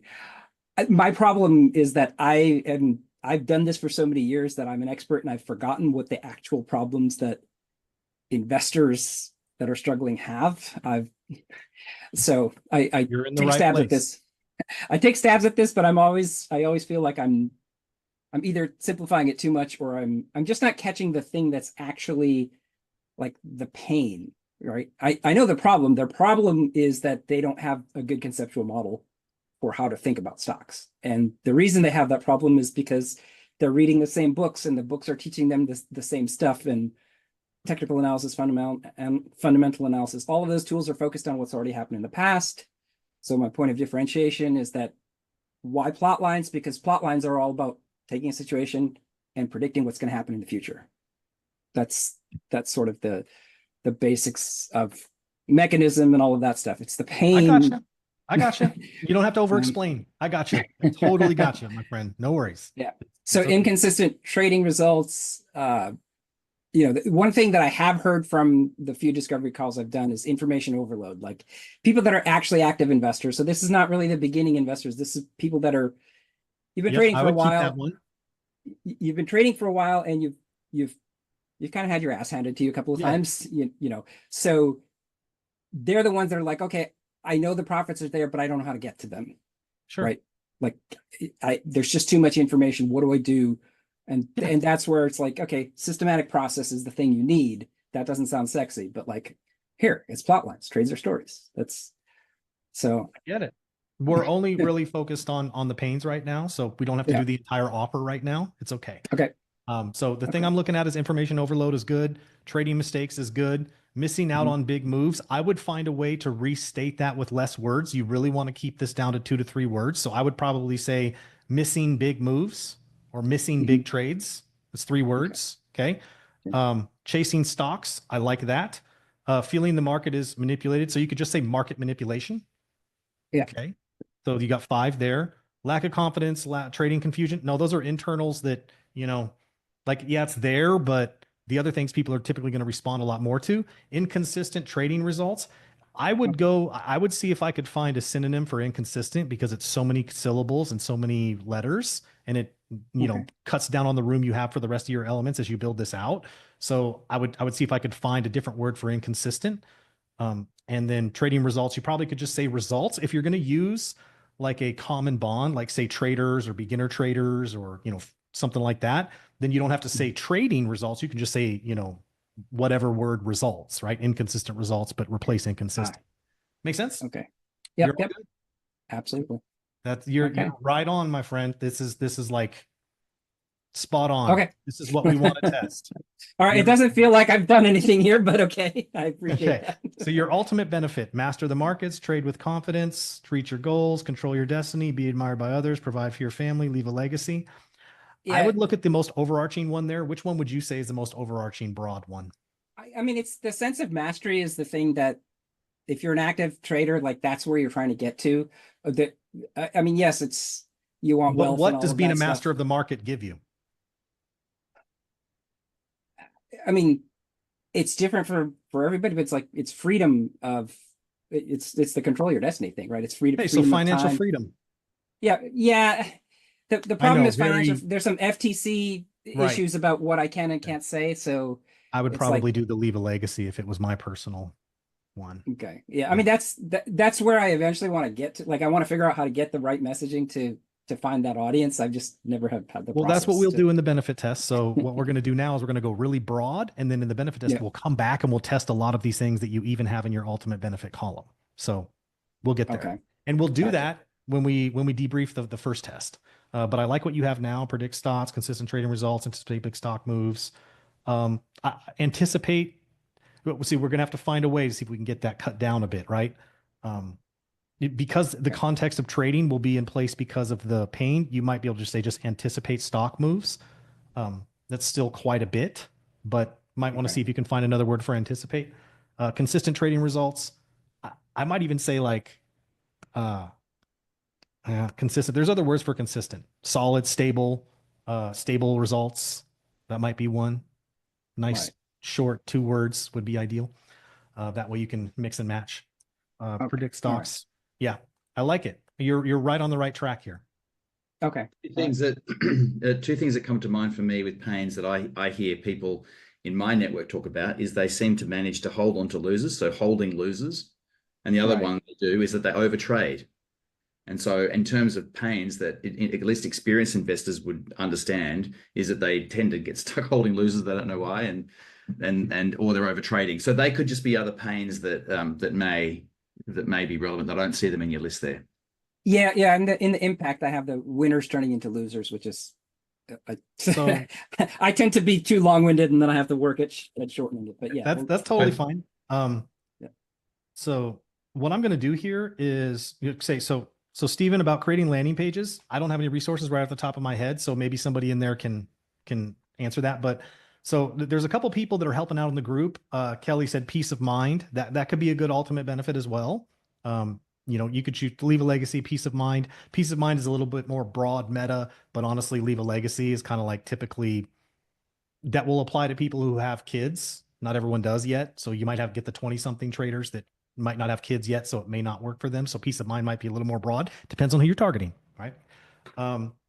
Profits, predict. Yeah, predict instead of, predict stop. He's got in there. Okay. So here's the thing. What I'm going to do with you right now, you have a lot of these. But let's see, impact, anxiety over trades, winners turning into losers. Yeah, you probably could turn losers into winners. That could be more of a benefit though. Winners turning to losers. It could be, but that's just so many words. You'd have to find a way to cut that down, right? I think it's what Dr. Nick said, that holding on to the losers, it's like, this is the thing I see all the time. Like, oh, I bought this stock, it's down 50%. What do I do? It's like, well, sell it 40% ago, but yeah. Hero to zero, zero to hero. Those juxtapositions work real well too. So yeah. There it is. We got it. So let's just map out even just one or two of those, Chris, into what the actual headline would be here. So how we go from holding losers, for example, or how we go from chasing. So here's the thing. Here's the thing. You could either go how we go from, or you could say how common bond if you have a particular avatar you are calling out that says how investors go from, or beginning investors if you're going to be more specific. Or it may be how we turn pain into benefit, into ultimate benefit. Okay, so actually one question I had because I did the 5D ads course just before this, and one of ambitious investors is sort of the term I use for the people I'm trying to call out, but you had mentioned something about authority in there, and one of the things that's in a lot of my marketing right now is just it's MIT physicist, like it's the MIT physicist guide to, because right. It's part of my background. Right. Else. Yeah, exactly. Yeah, and you need to use that as an authority credibility piece. But in your testing, we're trying to find the people who are responding to this. So your credibility piece using you as the common bond will not apply for the PBC test, but it will apply when you finish your test. Gotcha. Okay, perfect. Of course. Yeah. So I think we're kind of there with this one. Over trading could be post your when you've got the ones you're going to test. Go ahead and post them in the Facebook group so we can see them. If you're absolutely confident you want to go ahead based on what we've done, but if you want feedback on what the final tests are going to be, post them in the group and we can see them, provide that feedback. Okay, great. I appreciate that. And guys, if you don't start your test till tomorrow, totally okay. We got time. So I don't want all of you feeling anxious, like, oh my God, not getting to me yet. We don't have any more time. I haven't had my elements coached. We'll be looking through the group throughout the rest of the evening. I know a lot of you've got stuff happening. You got family, you got things happening. If you need to leave and you just want to get the feedback in the group, we'll be going through a lot of that over the course of the evening as well, after I get the video up for you. And Dr. Nick will be in there too. So I think, Rajesh, I think we're good. All right. Thank you so much. Is it Raj or Rajesh? Which do you prefer? Either one. Rajesh is my full name, but Raj is fine. Just want to be respectful. So I'm looking forward to seeing this one grow. This is going to be a good series of tests coming out. So I think like how ambitious traders go from information overload to leaving a legacy. That would be one stream. Wow. Okay. All right. I hadn't thought of. That's my tendency is to rule out something that sounds such a big arc, but okay. I get it. That's how humans feel that it's normal, because we're talking like normal humans do, that oftentimes do leave a big arc when they explain something. So okay. Yeah, and remember, the legacy part isn't what they're going to end up focusing on. It's the actual pain that they'll end up focusing on. Legacy there is just to create that contrast. Yeah. So we could and the only thing you do with that formula is you change the pain. So it would then be how ambitious investors go from trading mistakes to leaving a legacy, right? How ambitious investors go from chasing stocks to leave a legacy, to leaving a legacy, whichever works in the tense. The tense doesn't matter, right? Leaving, leave, whatever, right? Gotcha. The part that matters is the elements themselves. So, Okay. And so that ultimate benefit is going to be the same throughout all of the tests, or is that just for PBC1? No, just for oh PBC no, one. just for PBC1, it's going to Gotcha. be in every test for PBC1. Okay. Once we get done with this test and we take the pain winner forward, then the thing will be the pain will be all the same, but then the difference will be benefits different in each Gotcha. ad, and we'll find which one works the best in combination. Okay. All Yeah. right. Makes sense. There you go. All You can Thank hang you. out, you can mute yourself out if you want to, Okay. this is really up to you, because like if you need a question answered or something, you can always just pop back out. So you can leave yourself on camera or off. Feel free to hang out. Just mute yourself out so we don't get background Okay. noise, and we'll keep going. Now, Talia or Talia? We didn't get that last time. Talia. Talia. Okay. Have you worked through this? You want to take a quick look? Yep. Okay, Yep. we're gonna do, before we do that, I promised Alexandra a second, so we're gonna do her first, and then we'll come back Okay. around. Sound good? Okay, yeah. Okay, cool. All right. Let's get Alexandra in here if she's still in fact here. Yes, she is.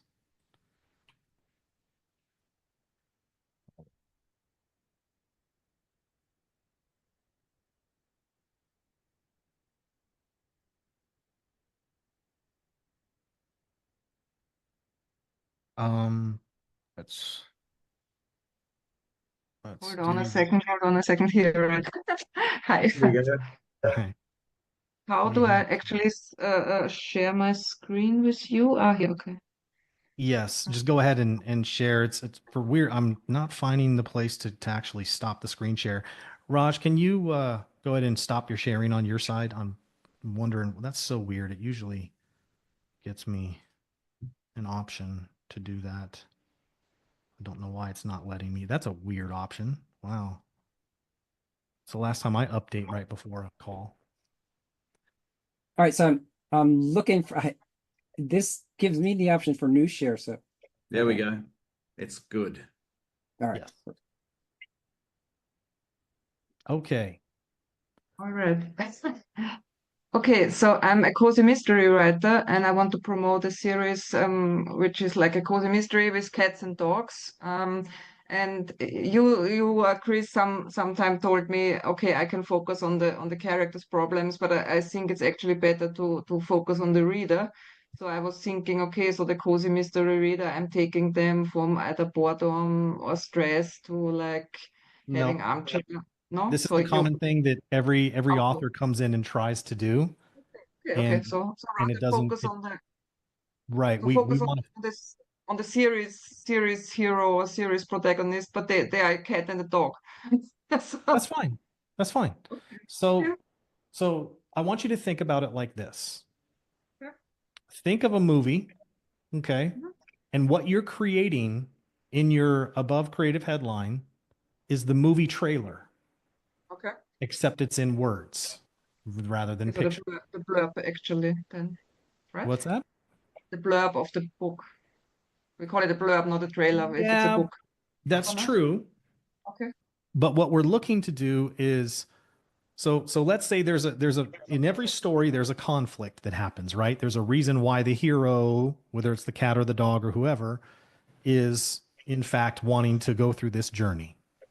There is a reason for that. Most stories, dragon come down, burn village, people from village go set off to slay the dragon, right? So that this is what we would translate as the pain. So my question to you is, in the story for the particular, because we don't want to do a series, we want to do one book at a time. We want to be specific on the arc. Just like a movie, we want to see the movie trailer to know what the movie is about, to know whether or not we want to watch it. We're doing the same thing here. So what is the conflict or the crisis in that story that happens? You tell me. Okay. So if I relate it to the reader, it would be like protecting the human from danger. It's a murder mystery, and so the dog tries to protect his mistress from getting killed, Okay. murdered. So we would want to find a way to say that with Okay, with just two or three words. okay. And so typically the formula, as you saw when I was talking to someone else about this, is the common bond is going to be the character, the main character. which it's the what's the is it a dog or a cat? Like which Dog. one? Let's choose one. No, it's a dog. The dog is the narrator of the story. Okay. So essentially the name of the dog is going to be the common bond, Okay. right? And then it's typically something to the effect. What's the name of the dog? Asos, like in the Three Musketeers. Asos? Aramis, you know, Asos. Aramis? Okay. No, Asos is the dog. Okay. Okay. Asos. And so this will be much more like how Asos encounters crisis, how Asos has to protect and is protecting their owner. Okay. So how Asos protects her owner from harm or from getting attacked. Yeah. And then for this, the ultimate benefit is going to be the final denouement or the after of the climax of the story. Solving the murder, yeah. Okay. So what would that be? Well, the final climax is like solving the murder case and getting the villain to justice or behind bars or whatever, tracking down the murderer or unveiling the murderer or solving the case or whatever. Yep. Like in any thriller or whatever. Yeah, I would think that see what we want to be careful Bring the about. villain to justice or whatever. Yeah, I mean, see, Greg said it perfectly down there. That's where I was going. Good job, Greg. He said justice, right? So we're trying to take kind of the main core concept of what the climax provides us. And it's like now to experience, not experience, to, finally gets justice. And that might be your ultimate benefit that you use for each of these different ones. Now that we have that, we get to go back and we want to find different ways to say the pain, which is the crisis, right? And it may be similar or the same idea, but we use different words to say it, because what we're doing here is we're looking for the way it's written that people respond to the best, right? So protecting her owner from harm could be rescuing her owner. Okay. That's a second one, rescuing her owner from harm. Fend off attacks from owner. There's so many words. Saving their life or something, because we're talking about murder. Well, that's going to be more the benefit, saving life. That's going to be more what you'll test in your benefit. Okay. But it could be, there's the rescue part. Then there is there was one that I just came to mind and I lost it. Dr. Nick, do you have any quick thoughts here on this?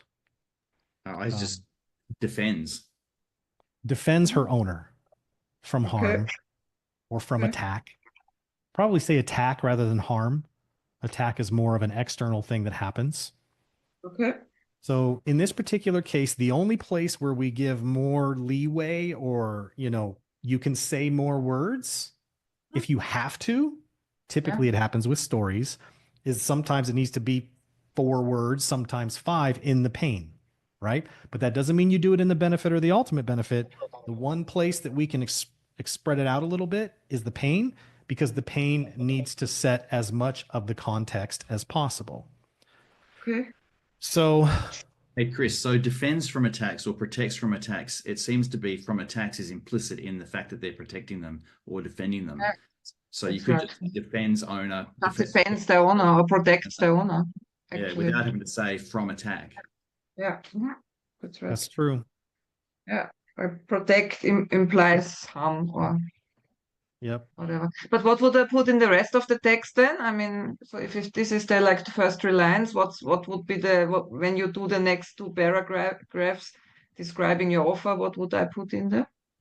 So that's going to be a quick summary of what happens with the crisis. Okay, so those first couple sentences talk about, in more detail something like when ASOS encounters an attack from, name the antagonist of the story. This is what they're forced to deal with, leaving, inches from death or whatever the case is. So there's going to be just like a paragraph that says that so that they understand what the real crisis of the story is about. Okay. Then the next paragraph is much more about what happens and what they're on the journey to get, which is essentially how they keep them safe, what they're saving them from. And where I would look for that in the story is the climax. So I would be talking about the climax of the final scene that defines the story. So that would be a quick description about what that scene is like. So as a good example, what's that? Is that a spoiler for the book? No. You don't say the actual thing that happens. So let me explain. So let's see, a story everyone knows. All right, I already used it earlier today. Game of Thrones, right? The climax of that, what was it? It was that battle. Well, yeah. I mean, it was that battle at the end, right? Okay. The battle between, essentially Ice Walkers or whatever they were called. Yeah, the battle with the White Walkers. So in that description, it would be much more like the ASOS, trying to remember, ASOS and her owner, face this battle, of the battle of the White Walkers, where they're facing these things and then there's one key piece here that talks about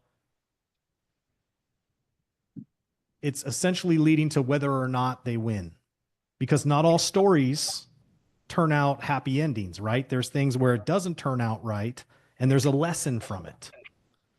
So depending on what happens in your story, you're essentially saying this is what is at stake in the story. This scene is what they are dealing with, what they are going through, what they are fighting. Whatever that climax is, you're going to write about it, but you're not going to give the spoiler. You're not going to say that you're not going to say if they win or not, but you are going to describe the scene of the climax. Okay. Okay. And then the last paragraph would be much more of a call to action that says, get the book here to find out if they win or whatever the main, Okay. what the main thing is after the climax of the story. Prevail. Kelly, thank you. Yes. Okay. To find out if they prevail. Just on that, back to your ultimate benefit, which I think we may have settled on as being justice or something. Again, being careful not to do a spoiler. You wouldn't go and gets justice. It would be something like and seeks justice, because again, you don't want to give away the fact whether they get justice or not. But isn't that sort of implicit, like in any murder mystery plot, that they get justice at the end? I don't know. I've watched movies Okay, where they what- don't get justice okay. at all. If you read Grimm's fairy tales, you don't see a lot of that, right? Okay, that's true. Yeah. Okay. Thank you so much. All Does right. it answer all your questions? I'll try to come up with something like this. Yes. Thank you. Yeah, and put it in the group, because obviously that's where we can then focus and give you some detailed feedback on the specific lines that you come up with. Yeah, what you're going to find is in the Facebook group, you'll have a lot of not just us, but others being able to chime in and give you ideas. And I'm pretty sure you'll be able to find 4 or 5 ways to say it once you've written this out for them, so that they can just help with the headline, with the Buff Creative headline a lot more. Okay, and one last question, please. What kind of picture would I put something like the story or a reader? It can either be a picture of the book, or do you have any pictures in the book of that portray the main characters? But I make them with Midjourney, so but then I have a dog and a cute cat, so I'm not sure if this is a good idea. No, I So think that maybe- works really well. Yeah. To go ahead and The put a cat and picture of the kid and the dog. Yeah. Okay. Thank you. Absolutely. How do I? I'll mute you, and then you want to Okay. stop your share on your screen real quick too. Okay. Thank you. You're welcome. Okay. All right. Talia, let's do it. Okay. All right, share your screen. All right. Give me 1 sec to find that sheet. Hang on, I gotta find that sheet that I was working on. Okay, here it is.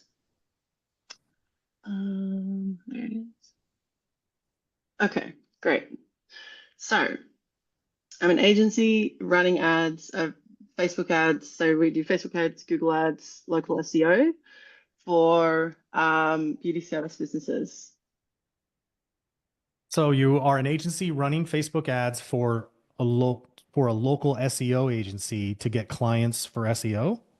No, so we're a local agency. We offer Facebook ads, Google ads, local SEO, and running ads for beauty service businesses. That's what it is. Yes. And now I remember that from what you explained earlier. Okay. Yeah. Okay. So because you have different modalities of marketing, we're not going to focus on those. We're going to focus more on the end result, which obviously is getting the clients. And then we want to obviously look at the pains, right? So here's the thing. Don't know how. Anytime you start a symptom with don't know how, it's not a symptom. Let me explain why. Okay. Okay. Don't know how is a contributing factor or a root cause. Okay. The symptom is the thing that happens in the way they don't want it to, or the lack of something that doesn't happen that they want to happen because of it. So So it'd be lack of consistent clients. inconsistent clients. Got it. And if you can go to one of the synonym sites that we talked about yesterday, maybe see if you can find another word instead of inconsistent, because it's just a lot of words, lots of syllables. Lots of space on my schedule available. So that would be Empty calendar. empty Empty calendar. calendar. Okay, Yep. much better. Marketing is hard. That's just a belief. It's not necessarily a thing that happens. So I would Okay. just delete. I would not even, don't have time. No time to market. No time for marketing. Let's see. Would that work? No, that is a challenge. So the difference between a pain, and we haven't really gotten into challenges too much, but the challenges are things that would stop you from being able to apply the solution. But pains are the things that happen that cause you to be motivated to make a change in the first place. So no time for marketing, I want you to go put in the challenge column, because that's not Okay. necessarily a pain. That Do is you no happen to challenge. have the 5D ad course at all? I do, yeah. Okay. Yeah. So do you remember in that first, like the second or third video where I explained the spectrum of like how people start with a problem and then they experience a pain and it goes all the way through? I want you to think about it like that. There are things that happen in the beginning that motivate someone to want a solution. And then once they try to get the solution, they encounter issues that stop them or slow them down. The things that stop them or slow them down are the challenges. It's the constraints. Okay. But the pains are the things that happen that cause them to go, this isn't good enough. I want a solution. Okay. Right. Yeah. So don't have time to post on Well, socials. That's a challenge. okay, so what about ads not working then? Because I have heard them say, oh, I've tried ads, they don't work. And Yep. I'm like, well, hang on. Do you know how to Ads run not working. ads? Yep. Ads don't work. Yeah. Put ads don't work. Not working, do don't work, because it's less letters and it's the same thing. If Okay. it wins, then you can always do a second test later after all of this, where you can test different ways to say ads not working, ads did not work, lack of ads working. You can say different things there. But for now, see if we can keep it as succinct as possible. No time for marketing. So time element is also usually, in most cases, a challenge, because it's the time to be able to apply the solution. Got a lot of challenges over here. Yeah, you do. That's okay. There's a lot of challenges when it comes to this. When I Yeah. post on socials, no one books. So That's basically like ads don't work, or that's organic. yeah, But so it is organic, and a lot of people do that. Like they spend a lot of time, or they pay, for A organic. So lot. yeah. Yeah. a lot of time, especially beauty therapists who, and here's was a light bulb moment when I spoke to a beauty therapist that I was coaching for a while. She was amazing and she gave me a lot of feedback. She said to me, "You've got to remember that these people are artists and they don't know what the hell you're talking about." And that was such a light bulb moment. And I was like, "Of course." And she goes, "So that it's very scary investing because they don't know what you're doing, they don't know how it's going to work, they don't know if it's going to work." But I recently just 2.3x the salon in 6 months with our strategies. Right on. And yeah, thanks. But this woman who runs it, she's an entrepreneur. She runs a beauty business and she's a beauty entrepreneur. And those are the kind of people that I need. And there's a real difference between artists like and they're just like, oh, I just want to do these beautiful things, and like even I went to a beauty conference on the weekend, and this one woman, she's great, she's busy, she's working in her own room. The only way for her to make more money is to get a team, and she's terrified, she doesn't want to expand because her role changes, right? She's no longer a therapist, she's a trainer, and there's all these other challenges. So it's always like once we get them to a certain point, then we have to move to the next level, which is what happened with the one where we 2.3x. She stopped the ads because she was booked out and she's like, I need to hire more staff. And now I've got a whole new set of decisions to make. Cool. Yeah. I think here, when it says don't have enough bookings appointments, like that's kind of the same as an empty calendar. But you want to ask Yep. yourself, is there any other way to say empty calendar? Like, is there no bookings, no appointments? Both of those Yeah.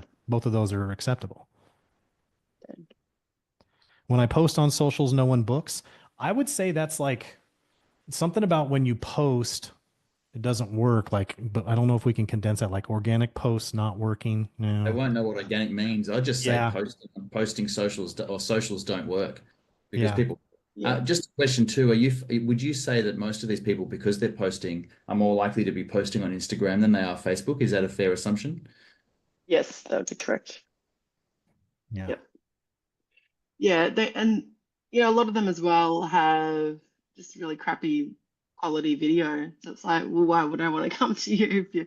And then there's other women who are like crushing it on socials because they have these really high quality videos, and they're actually are getting bookings from organic socials because their videos are like beautiful productions. Yeah. And so it looks really dramatic. They're doing all these steam treatments, and it looks like you're Yeah. going to this freaking amazing day spa and you're just getting your brows done. So, Well, the good news is here's the hidden gem that comes out of that. If you can get the messaging down well and you understand what people respond to, like let's say no appointments is the thing. Okay, cool. And then you eventually get your benefit and you eventually get your challenge. You can create videos that are based on those core fundamental elements. And that's where the videos get really, really good, especially if they already have really good production value. And they can say these things in the videos exactly the way people respond to them. And they work really freaking well. So overwhelming when it comes to marketing, that's overwhelm, which is pretty much more a challenge because they're trying to do all these things that they're learning and it's overwhelmed with it. So that's more of like, get benefit without being overwhelmed, right? So now we've got 6 of them here. Let's format this into the way you would do it for your test.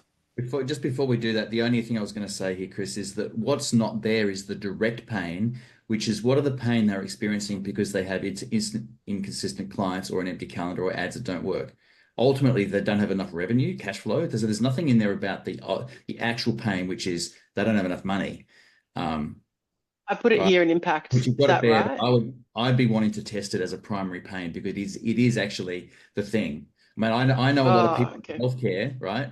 Who the last thing they want is more clients because they're sick to death of treating clients and they want to have an easier day, but they need cash flow. Okay, so how would you let's see, Talia, how would you condense this phrase that you said with the 7 words that you have?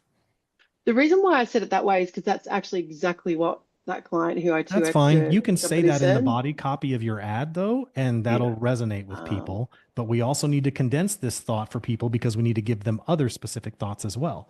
So money through the door, is that still too long? How about can't pay bills? Okay.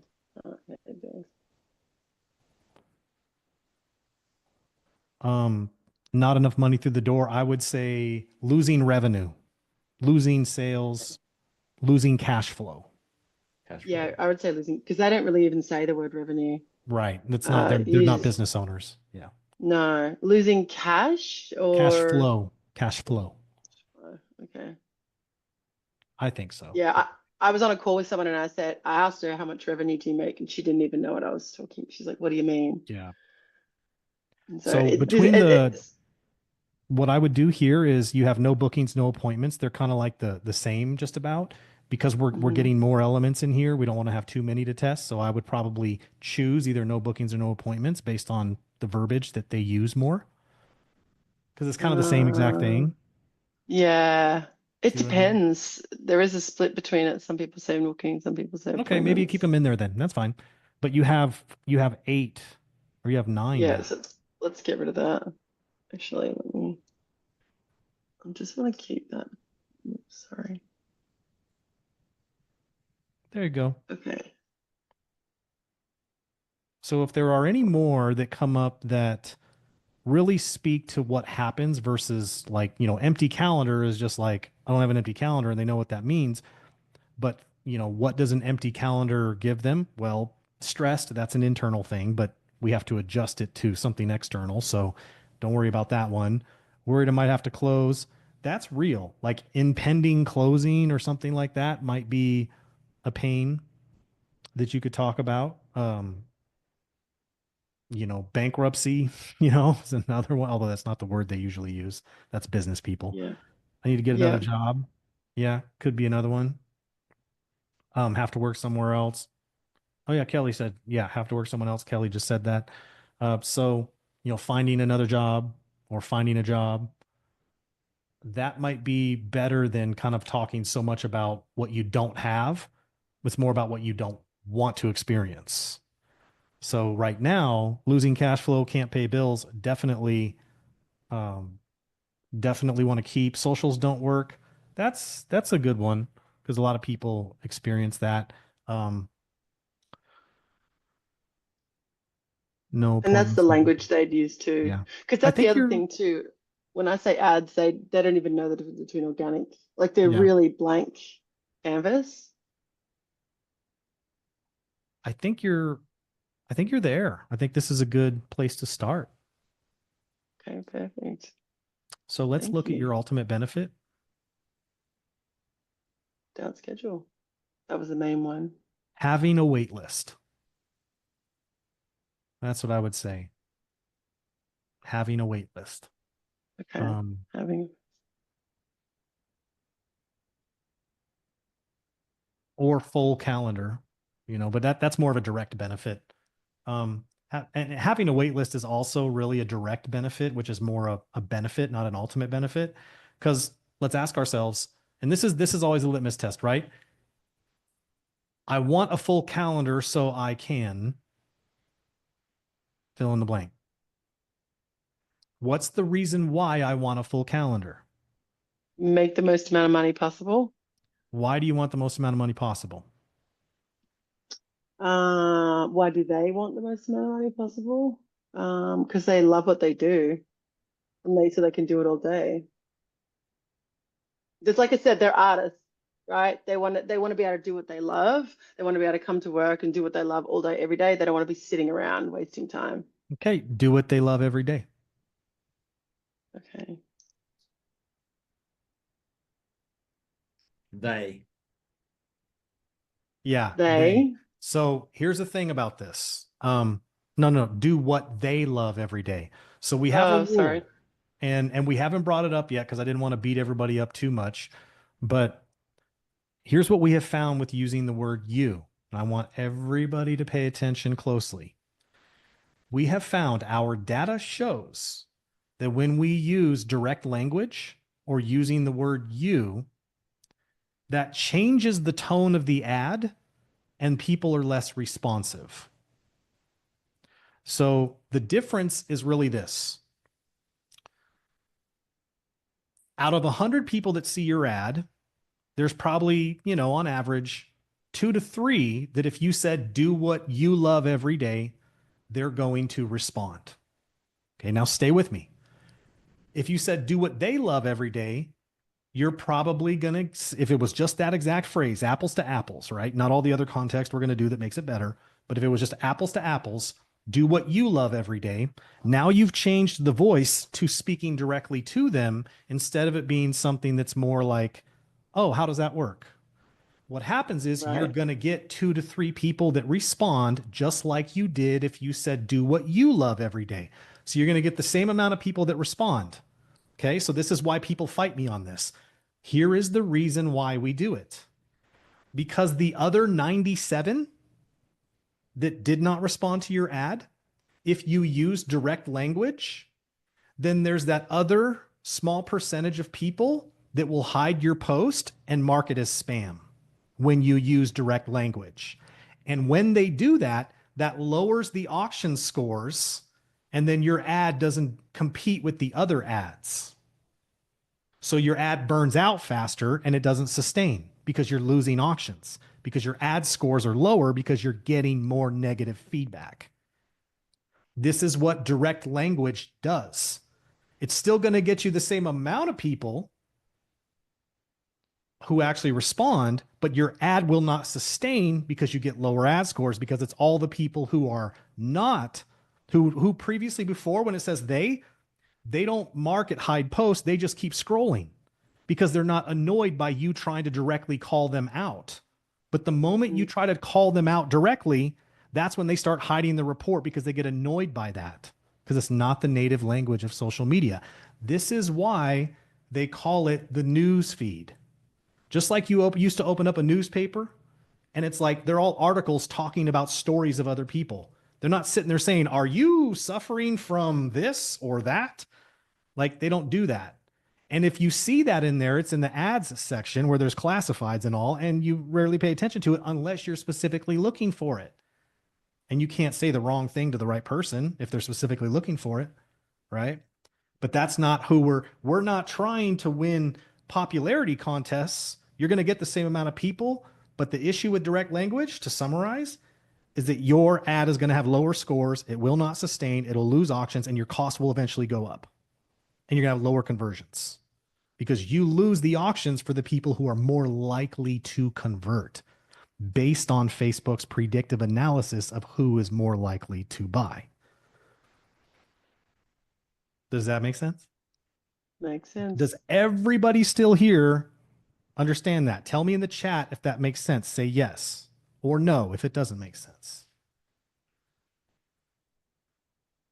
All right. Okay, cool. Got it. Yes, yes, yes. Quick All right. question. Yes. Should I extend this in another one and say do what they love every day and get paid for it? No, too long. Way too well. You could say get paid for doing what they love. It's tough. You're not going to be using it in your main one, but you could if it tests better than all your benefits too. So I want to make it the size of an element that would fit inside a regular headline. So I would probably leave it just the way it is. Okay. Okay, great. This has been really helpful. Thank you. Honestly, I've been doing this way too long. It's just so we do so much of this all day. So this is kind of where we are. I'm grateful that we can help people with this because this seems to be the hardest part of figuring a lot of this out. But I can tell you, we've spent hundreds and hundreds of millions of dollars on ads using this exact way of thinking, and it always works better. I've had over 100 different clients that have come to us where I've been able to look at their accounts and seen what they did before. And then when we applied our methods, every time the click rates are better, the conversions are better, all the numbers are better. It just works better. And we've refined it over the last 12 years or so. And, it's like there isn't a lot that we haven't come across here. So I'm quite confident this is going to get you a better result. I am too, actually, even without doing it yet. So thank you very much. You're very welcome. I am getting leads. They're just not converting. I think that also might be a deeper sales problem with my skill deficit. But yes, I'm excited to see how this goes. Well, that's the good news because your tests are actually going to tell you a little bit more of how to modify your offer at the end of the test. And so I'm going to walk everyone through how to evaluate those things after the test. So it will help with conversions as well. Yeah, great. Because I'm good at running ads, but selling, that's also something I Just need to as a take a course on. an anecdote, as we might be moving on, who's coming up next, Chris? Uh, who was it? Oh, I can't remember. Tell me in the chat. I said your name. Who was it? Anna. Yes, Anna. Anna. Yes. Just as an anecdote about what you're talking about the sales process. So I had a friend of mine here, a client as well, and has a high ticket offer. And two agencies had not been able to get any results at all from Facebook. But they'd got a few booked calls, but not any sales. And again, it's like, well, what do I do? Is it a problem with my sales, etc.? When we did the testing for this, not even after we finished the testing and then wrote a full epic ad, when we did the testing, every got way more leads of people booking calls. The quality of the leads was the key thing. These people were ready to buy and find out. They weren't jumping in the call as tire kickers. And the most sales made, I mean, did 36,000 in sales from about $600 in ad spend during the test. So not again, there's no promises, no caveat, you know, that's the caveat out of the gate, but you might find that by just getting the right people coming through, that the sales process, whatever you've got going on, is just going to do better simply because people arrive already far more qualified to buy. Thank you. I really needed to hear that. And I think you're right as well. Yeah. Thank you so much for your help. Thanks. You're very Yeah. welcome. Very welcome. Just mute yourself out and hang out. Okay, Anna, are you ready? Hi, yeah. So first, my name is actually Christine. That is the owner of our agency. So she purchased the class, but I run all of our social media and our Facebook ads. Anna Marie did message me about that. And so I was aware. I just didn't know if it was actually you or her. So Yeah, cool. yeah. She All right. will hop on like throughout the next couple of weeks here and there too, but I'll be the consistent one. Sounds good. Okay. Okay. Share my screen. They'll love this, Murray. I have to go. Thanks so much, Chris and Nick. This is so liberating and such clear data. See you tomorrow. You're very welcome, Murray. Glad I could help. If you have any questions in the group, definitely. You guys can also post your stuff in the group and with your questions and we'll get back to you there too. We're going to keep going here as long as we can. Help people out. Can you see my screen? I can. Okay. So we're a doula agency and we have childbirth classes. So we were brainstorming today. We did 3 of these actually. I know now from what you've said already, we need fewer words, but the first box here is for our classes. Okay. Can I just ask too, is this a local offering, or do you actually have training, etc., people can take nationally or internationally as well? We so the doula services are local and we have local in-person classes, but we do have online classes too that we're trying to go national with, which is where we why we wanted to jump in here, but we thought, well, we want to work on all our ads, but yeah. Okay, understood. Well, then let's work on the one that's going to give you the biggest lift and scale, which is these online classes. Yeah. Okay. So remember when a couple ways of thinking about this, obviously, as you saw us work through the other ones to remember, and just for everybody here. And as I talk through this, I'm talking for everybody. So I know some of this you already understand, but I like to repeat things for everybody so that they're all learning, right? So whenever we say lack of, we typically know that we have to ask ourselves, there's probably a better way we can say that. Yeah. Right. Because we're basically saying lack of thing we want, which should be over in the benefit column, right? Or it's more of a contributing factor like lack of knowledge, right? So the things would happen. So this is breastfeeding classes, essentially, right? That's one of them. Yeah. Okay. So we want to make these ads specific to each class. There has Okay. never been a time where we've successfully been able to sell a category of classes, just Okay. like you don't sell a category of products, like a category page on an e-commerce site. Okay. It never really works well because we need to get specific to the pains and benefits and challenges of that specific solution. Okay. So with that here with the classes, let's get this I'll down to do like our specific. just like our main childbirth one. We can start with that. It's just called Intro to Childbirth. Okay. So then what's going on there is the pains are actually going to be talking about the things that could happen at childbirth that could be that could cause complications. Am I right? Mm-hmm. Okay. If that's the case, physical discomfort, absolutely. I would probably look for other words there because usually it's a little more than physical discomfort. I mean, you're trying to like squeeze a watermelon through a garden hose, you know? It's like, I don't know from personal Yeah. knowledge, you know, personal experience, but Yeah. you know. So financial concerns, that's more of a challenge. So I would put that over in the challenge and obstacles column. So then let me ask you this. Are there things that are pains leading up to childbirth that we're attempting to also alleviate, like sleep deprivation? Well, so this is where we were kind of getting stuck because I know you were talking a lot about the feelings being over in the impact and further impact, but we find like the feelings are why a lot of people take classes, like they're scared of birth. Um, And in this I mean, that's the particular biggest case, thing. People are yeah, they scared. might be quite relevant here. So let's just go Yeah. through them one by one, and then we'll figure out which ones we need to test. Yeah. So lack of knowledge, take those out. Manage contractions. So managing contractions is actually so then contractions is the pain, right? Managing contractions is the more of the benefit because like you learn how to manage them. So I would say something like a word that's more about, you know, something negative, contractions. Okay. And you might just even say contractions by itself, unless there is a common word that people refer to when they say contractions, even if it's painful contractions. So, what have you heard in your experience so far when they refer to contractions? I mean, yeah, painful, intense, scared, things like I that. would intense and painful. I would test both of those with contractions.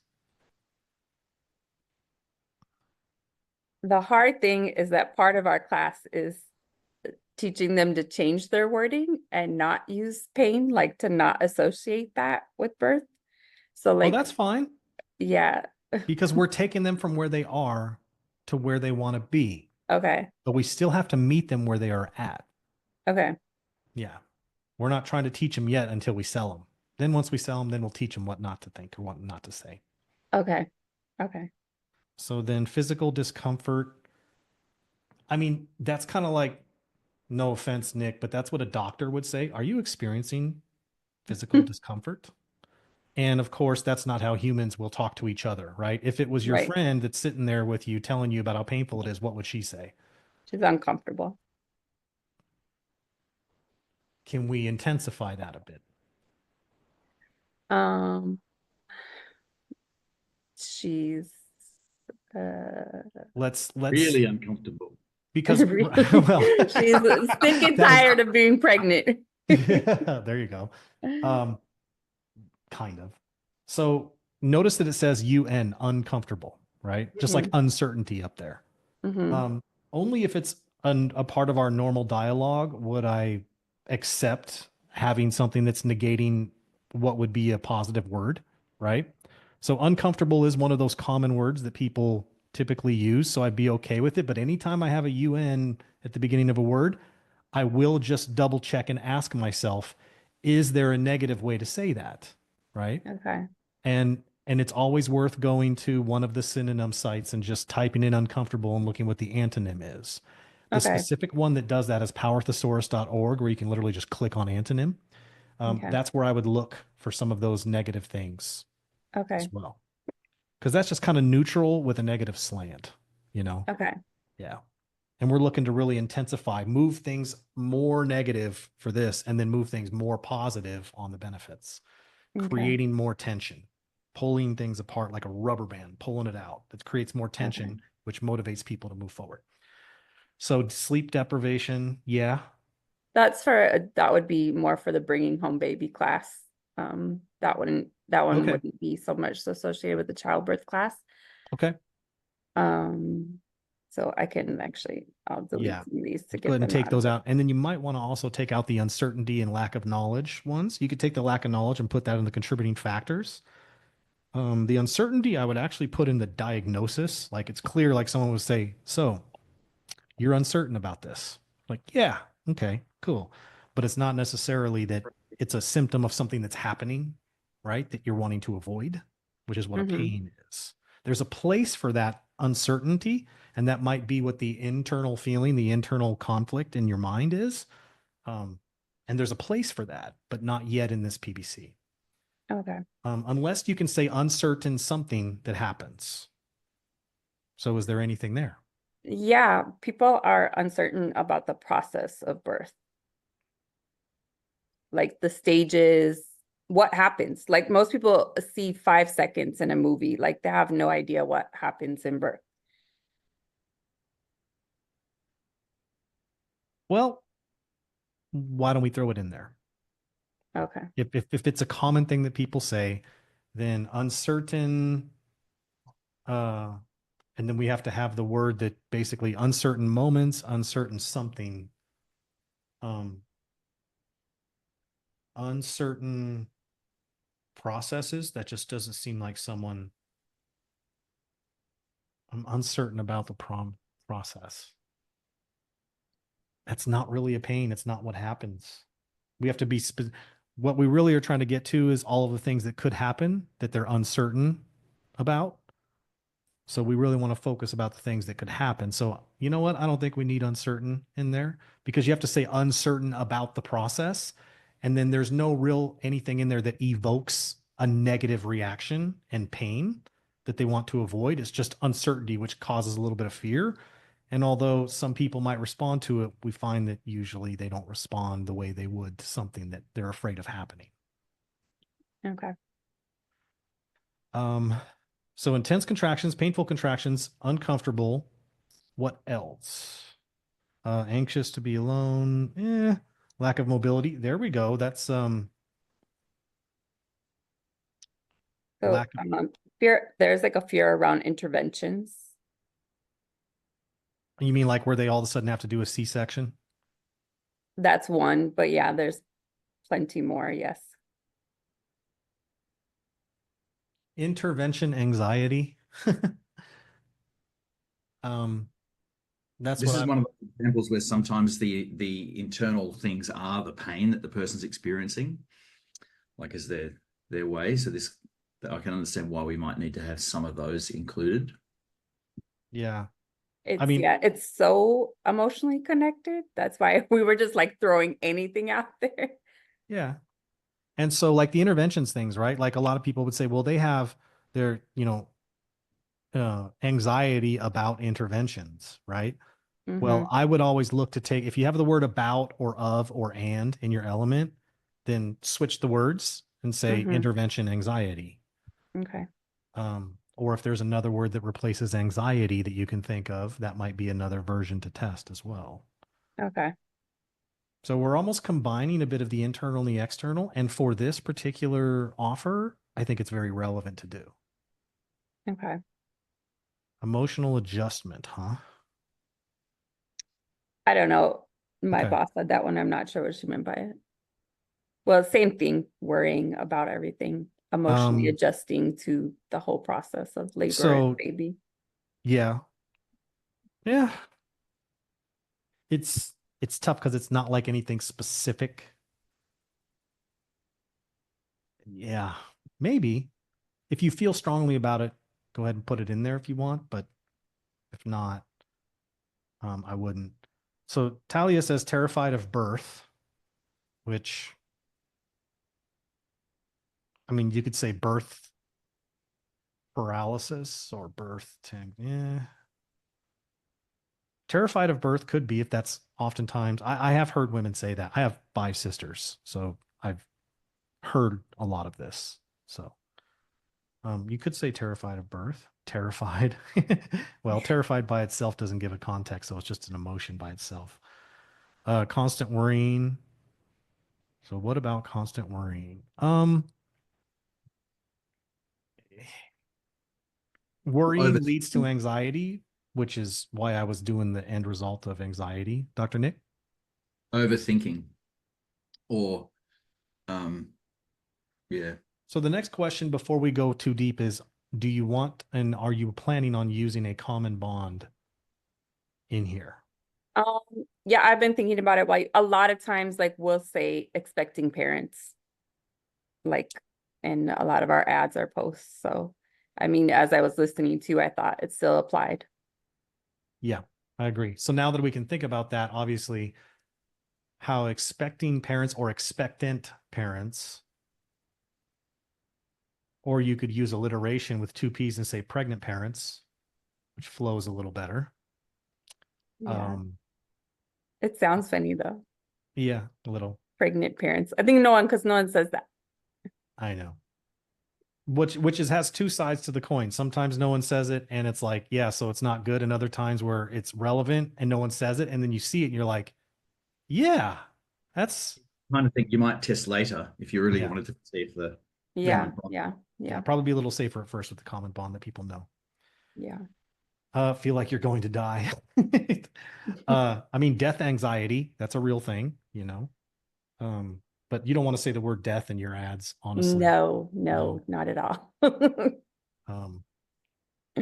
So if we I mean, think is about it, there a way to bring like, I mean, I guess like because one of the other things is like, yeah, a lot of them are physical, it's like anxiety around birth, like the interventions, but there is like this like huge, I mean, and this is what a lot of people say to us, you know, like when they talk about why they sign up for classes, right? Like they don't feel prepared for birth. They don't know what's going to Yeah. happen.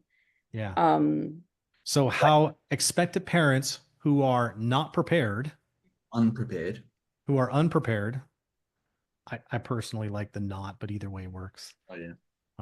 Only because not is a stronger negative slant versus un, which is kind of like just diffusing whatever the word is. But unprepared is a common phrase we use. So it's, you could even test both and see, but they're kind of mean the same thing. To unprepared. So how expectant parents go from unprepared to ultimate benefit. So how expected parents go from intervention anxiety to ultimate benefit. How expected parents go from uncomfortable to ultimate benefit. How expected parents go from painful contractions to ultimate benefit, intense contractions. Yeah. So we're on the right track. You got 5. You're good. Okay. Okay. All So right, let's thank do ultimate you. benefit here. Soother recovery, happier parent, happy family. Probably happy What? family on that one. Because Well, that one was actually more about our bringing home baby class. Okay. Do you have another one here? So like empowered birth experience. Or like what I say a lot in our ads is like feeling prepared and confident.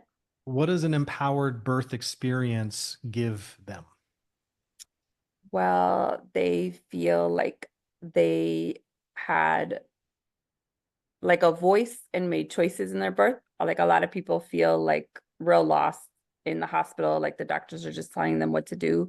I Like think those are both great direct benefits, though. So if they did Okay. have a voice and they did have all of those things to make those choices, what is the end result? What is the reason why they would want that? Yeah, to feel happy. So I was kind of there in the first Yeah. place. I mean, I guess that's the most basic, yes. And you're Right. saying overarching, so Yeah, and that's what we're Yeah. looking for here because all those other ones you have there are going to work well for benefit tests. okay. And we can go over all of your benefits and other things, when we get to the benefit test. So Okay. I think you are good to go here. Okay, thank you so much. Oh, can you let me into the Facebook group today so I can write these up and put them in? I'll do it right now. Okay, thank you. You're welcome. Okay, who's next? See here. Who else wants help? Rich, I'm still here and still working on yesterday's. I was getting stuck working on my own account. Yep. I don't need the full explanation, Rich. Oh my God, Rich, the novel. I need more descriptions. I would like to share what happened in terms of how I'm framing the 8 sections to help my gears get going. Needed more description. The 8 section. Yes, yes, yes. Okay, Rich, just bring you out. How about that? No need to oversplain. Mike, we'll get you after that. Nina, experience, positive birth experience. Gotcha. Yeah, you were saying that, agreeing with that there. That is true. Positive birth experience. I think that's a benefit, but not necessarily a ultimate benefit.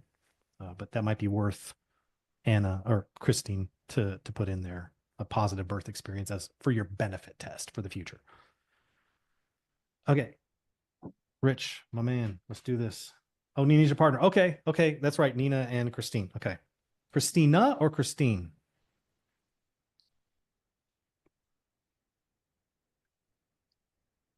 Oh, I've already let you in. There's no member requests. Yeah, you're already in there. Christine. Okay. Yep, Christine, you've already made it in. All right, Rich, let's do it, man.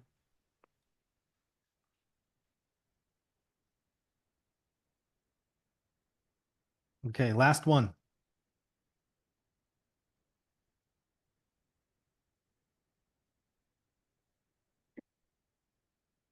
All right, how's it going? There he is. Good to see you guys. Thanks so much for all this. You got it. Um, one of these. Yeah, here we go. So yeah, I super like slow learner. Takes me a while, but I'll get there. So Where's your document? Where's your spreadsheet? So two things. I just need to make sure that when I went back, so I write notes, I need notes. So I wanted to make sure that I understand what each one of these 8 segments is, and that's what I wrote in my sort of War and Peace thing to you. First, Okay. before I really move on in my head, I need to know that I'm doing this right. And I only found a few sort of definitions in your document, so I sort of try to do my own, but I want to make sure that they're right before I move on. So scroll up again to the top. So yeah, diagnosis and okay, so these aren't. So diagnosis and causes are kind of like reversed if you were trying to make the top down also read from left to right. So these need to be swapped. These are Yeah. not the correct definitions for each other. No, they are right. I'm just saying the in the spreadsheet from left to right, the causes, contributing factors is what is first. And it's just we give you that thinking framework because there's contributing factors that then create a diagnosis, which then creates symptoms, right? But what you've got is the diagnosis first before the cause or the root cause. But you have the definition. These got to get a little switcherooski. Oh, wait a second. Diagnosis, the core issue conditions identifying the root cause. Well, you are right. You had them switched. Yeah. All right. So the cause is the root, the contributing factors, that's the root causes, the things that would cause this in the first place. The diagnosis is much more like leaky gut or cancer or something that is a diagnosis that we all can name and understand. And the reason we don't typically use a lot of that in our pains is we only use it if it's truly understood, right? Like if you say cancer, most people understand what it means, especially if you say the type of cancer. That's Sure. okay to do. But oftentimes a diagnosis like leaky gut may not necessarily, people are like, I don't know what that is. So they won't respond to it so much. So we Okay. always just draw the distinction. Sometimes we'll choose to use the diagnosis in our pains and sometimes not. It's really a case by case basis. And I've read Okay. through pains, symptoms impact pain, further impact pain, and you're spot on. They're good. So, Okay. so hold on, go back up. Go back to the beginning. You still have those reversed. The diagnosis, the core issue or condition, it's like identifying the root cause of a problem, so the problem at hand. So the first part of that is true. The root cause of the problem, that's the contributing factor. The cause is up top. The word cause, right? Causes. So the core issue or condition is right for the diagnosis. Okay. This has to I go. see your brain, the way it takes in the information. I have to speak differently. Okay. This is actually some of the issues You I gotta dealt with. talk to me like I'm in 3rd grade. No, I Sorry. get you, dude. No. You actually have a similar thing that I have in my processing. So it's just that I've done this so much now. So I know where you're coming from here. So what you have there that you have highlighted right now, that is supposed to be up top in the causes section. Okay. Because it's the root causes. That's what starts everything. That's the beginning, the root causes. Does this go away and then just that what's there? The underlying reasons why they exist. See how notice how it says why the issue parentheses diagnosis. Those should be that's actually neither underlying reasons. Like you just take that out completely. All right, cool. Yeah, let's get rid of it. Yeah. So the root cause or contributing factors that cause it, right? Yes. So it's like identifying the root cause of the problem. Consider the contributing factors or causes leading to the problem. Yeah, there it is. You got it. Then All right, cool. diagnosis is the the core issue or condition. Yep. 100%. Yeah, and then you have the symptoms. Yeah, I'm just like, as I was sitting down to do this and I tried doing it for myself, but I can solve the world's problems, but I can't help myself. So I said, this is too much for me. Let me just do like a client account. And I ended up doing like a dental client, but I would like to go back and try to do my own because Okay. I want to sort of do my own. Yeah, definitely go for it. It's okay. If you're a day behind, big deal. Like we're still here. We still got Can I share the dental work with you that I did? the what? The dental work? Yeah. Yeah. Yeah.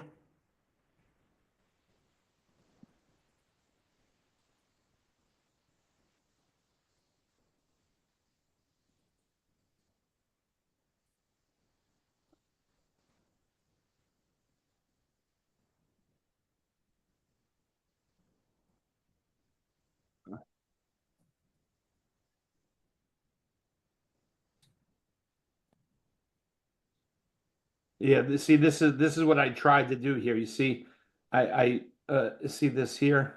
I'm gonna delete it right now, but I try to like give myself something as I'm working, and I could always just go back and check. But I'm gonna That's delete. good. You have like an affinity for understanding causation. That's important. No, this is. Oh no, hang on. Yeah, the underlying issues could be compounding the primary problem. Yeah. Here, Yeah. this is. I even went and did put the two examples in from the thing, trying to make sense of it. All right, hang on. Here's the dental work that I did. Okay. Chipped teeth, crooked teeth, missing teeth, discolored teeth. Um, yeah, can't bite into certain foods, chewing one side, tooth sensitivity. I like all of those. I think what you have in that impact column applies just as much as the symptom one column E, actually. Now, can't chew certain foods. When it comes to the pain, trying to say can't, we always have to just check ourselves and say, okay, is there a way to find a way to say that negatively? In this particular case, I don't know if it is. Avoiding certain foods, avoid certain foods might be better than can't chew, although it's kind of like, see, avoiding, you have to assume, oh, it's because I can't chew them. But that is the same thing you're doing. You do have to do that because you can't chew it. So Yeah, I didn't even go back to whisk these, but I do like the avoid because I know it's a problem. And yeah, I guess for me it was even more I guess the tooth sensitivity, but there's nothing in there that's actually tooth painful, because then that becomes like an emergency. These are just sort of pain that you're not able to do certain things because of the condition of your mouth. yep. I think you're right on that. I think you kind of have like, yeah, I mean, can't bite into certain foods. So that's almost the same as, can't chew certain foods. It's just a different way to say it. So I would take out the can't bite because it's just too many letters and words. But what you have left is 8 particular pains, and I would choose, at least 5 and up to 8 of what to test. I'd go with So those. sorry, where do you get 18? Oh, you count these, and these are all just pain, but they're different types of pain, and that's what we're testing. I'm counting symptom 1 column and impact column. I'm counting 4 and 4, which is 8. Correct. With no abacus, and I could keep my socks on. Yes. Yeah. One thing that you might want to throw in there, depending on who you're working with and what they deal with, is jaw pain or clicking jaw, because a lot of the time it's a bite that's misaligned. And so again, it's just another thing people might really click on, because a lot of people clench their teeth, then they get a clicking jaw, and then they can't eat foods properly. So just another pain to throw in. Sure. That would go in impact, yeah? I'd go symptom pain. Actually, I'd go either, clicking jaw or something like that. Okay. All right. Now the results, like the benefit of fixing these things, like I had different things like, showing teeth when smiling, or, sort of smiling back, friendly signal, like photogenic confidence, like companionship. That was like, I don't know if these makes sense. Maybe less time going to the dentist, no fear of the dentist. See, the fear of the dentist is more of a pain. It's the negative. We don't want to put the negatives in the positive result benefit column. Okay, so that comes out. And then that becomes a pain of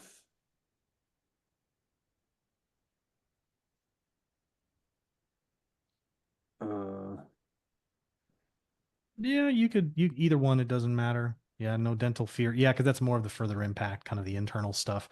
The good news about this third column of further impact is yeah. that that's what you will be able to use along with the pain in the body copy of the ad. So Okay. if crooked teeth wins, then you get to talk about, yeah, when you open your mouth and smile and it's got crooked teeth, and now all of a sudden we've got anxiety about our appearance, and that's not good, right? Right. And then So did I do the obstacles right?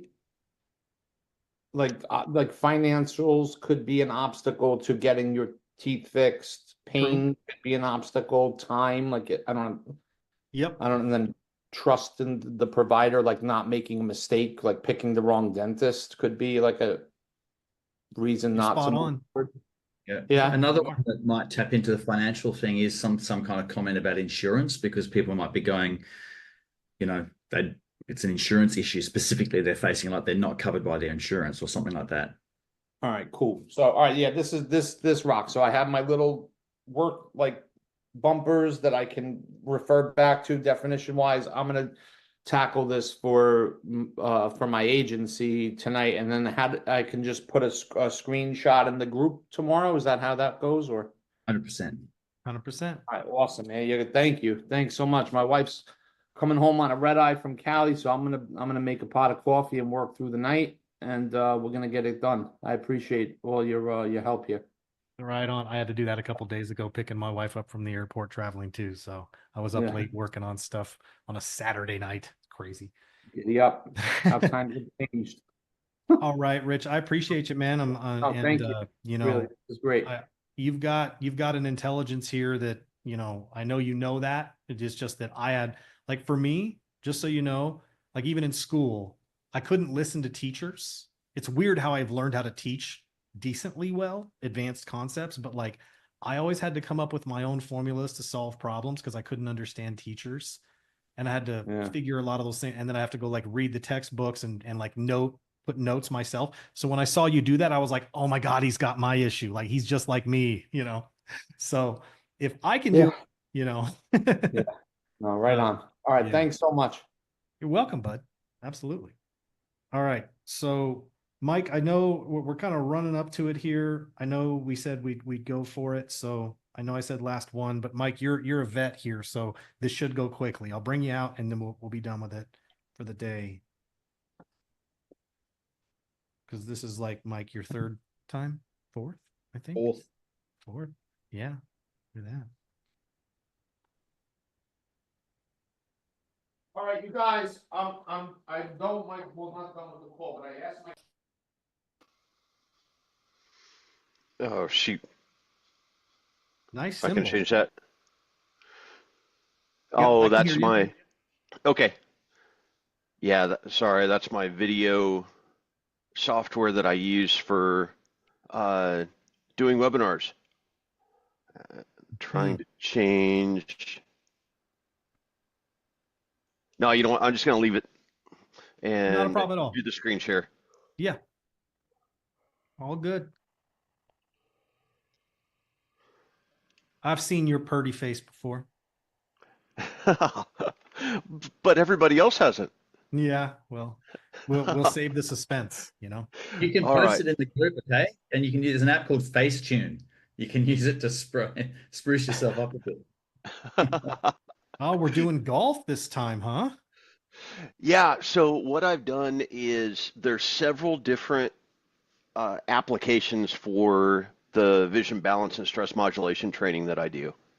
Okay. And what works for shooting works for pretty much any performance sport that requires movement. I smell scale. Yeah, yeah, that's the way that I'm scaling. Try Is saying that 5 times basically, fast. yeah, the Frank Kern dog training model. Yeah, I like it. So I'm not doing golf. I'm doing putting, Okay. and minor difference there, but I mean it'll play into it, but that's the focus of it. Okay.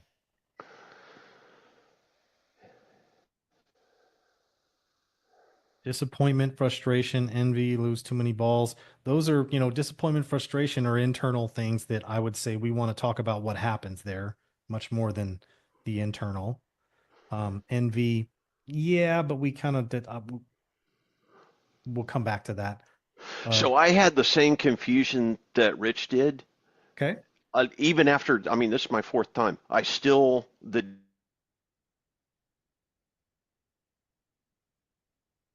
Oops, I think we lost you, Mike. Mike, we can't hear you. We heard I still, and then that was it. You muted no, you didn't mute yourself. I don't know what happened. You might have lost your mic. Oh. Was that fun? you can't hear me? I can hear you now. Okay. Okay, so you said I still, and then we didn't hear anything else. Oh, um, I still am fuzzy on the different levels of pain, the symptom impact, further impact, and what to put in each of those columns. And so they're kind of all muddled together. So let me quickly explain so everyone here knows and understands how this was designed. And probably Nick could explain a little better because he came up with it. But as far as I understand it, the reason we have 3 different columns is to flesh out and help us think through how to find the best pains. Sometimes some people, in the way that they think, will start internal. That's actually most people will start that way until we train them out of it. And then what happens is the impact starts to get them to start talking about more things that happen in external stuff. And then they get to the further impact. And sometimes that is the very external stuff as well. So really, it doesn't matter if you're starting internal or external.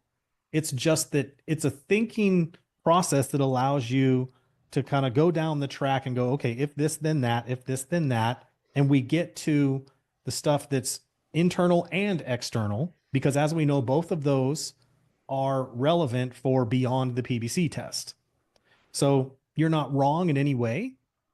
You can do it either way. What we're looking for here now is, okay, so Mike, you tell me, what have you landed upon as the ones you were thinking of testing? Is it over in the further impact column, or is it not organized yet? Where at? You show me.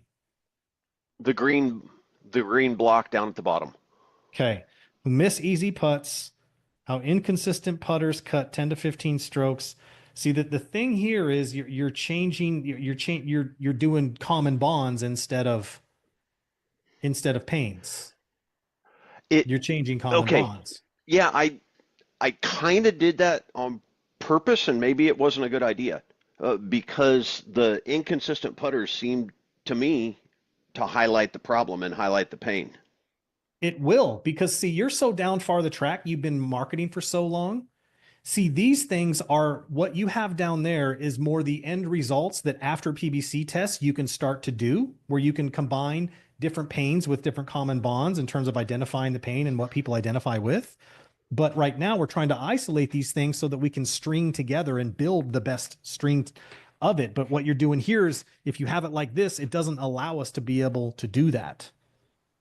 So I can see your logic, but let's see, like, frustrated golfers. Okay. So basically the pain is frustration. 4-putt golfers, the pain is 4 putts.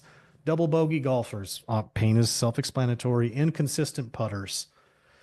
So the issue here is when you get beyond your PBC test, you're going to be using different headline formulas. Some are going to have common bonds, some are not.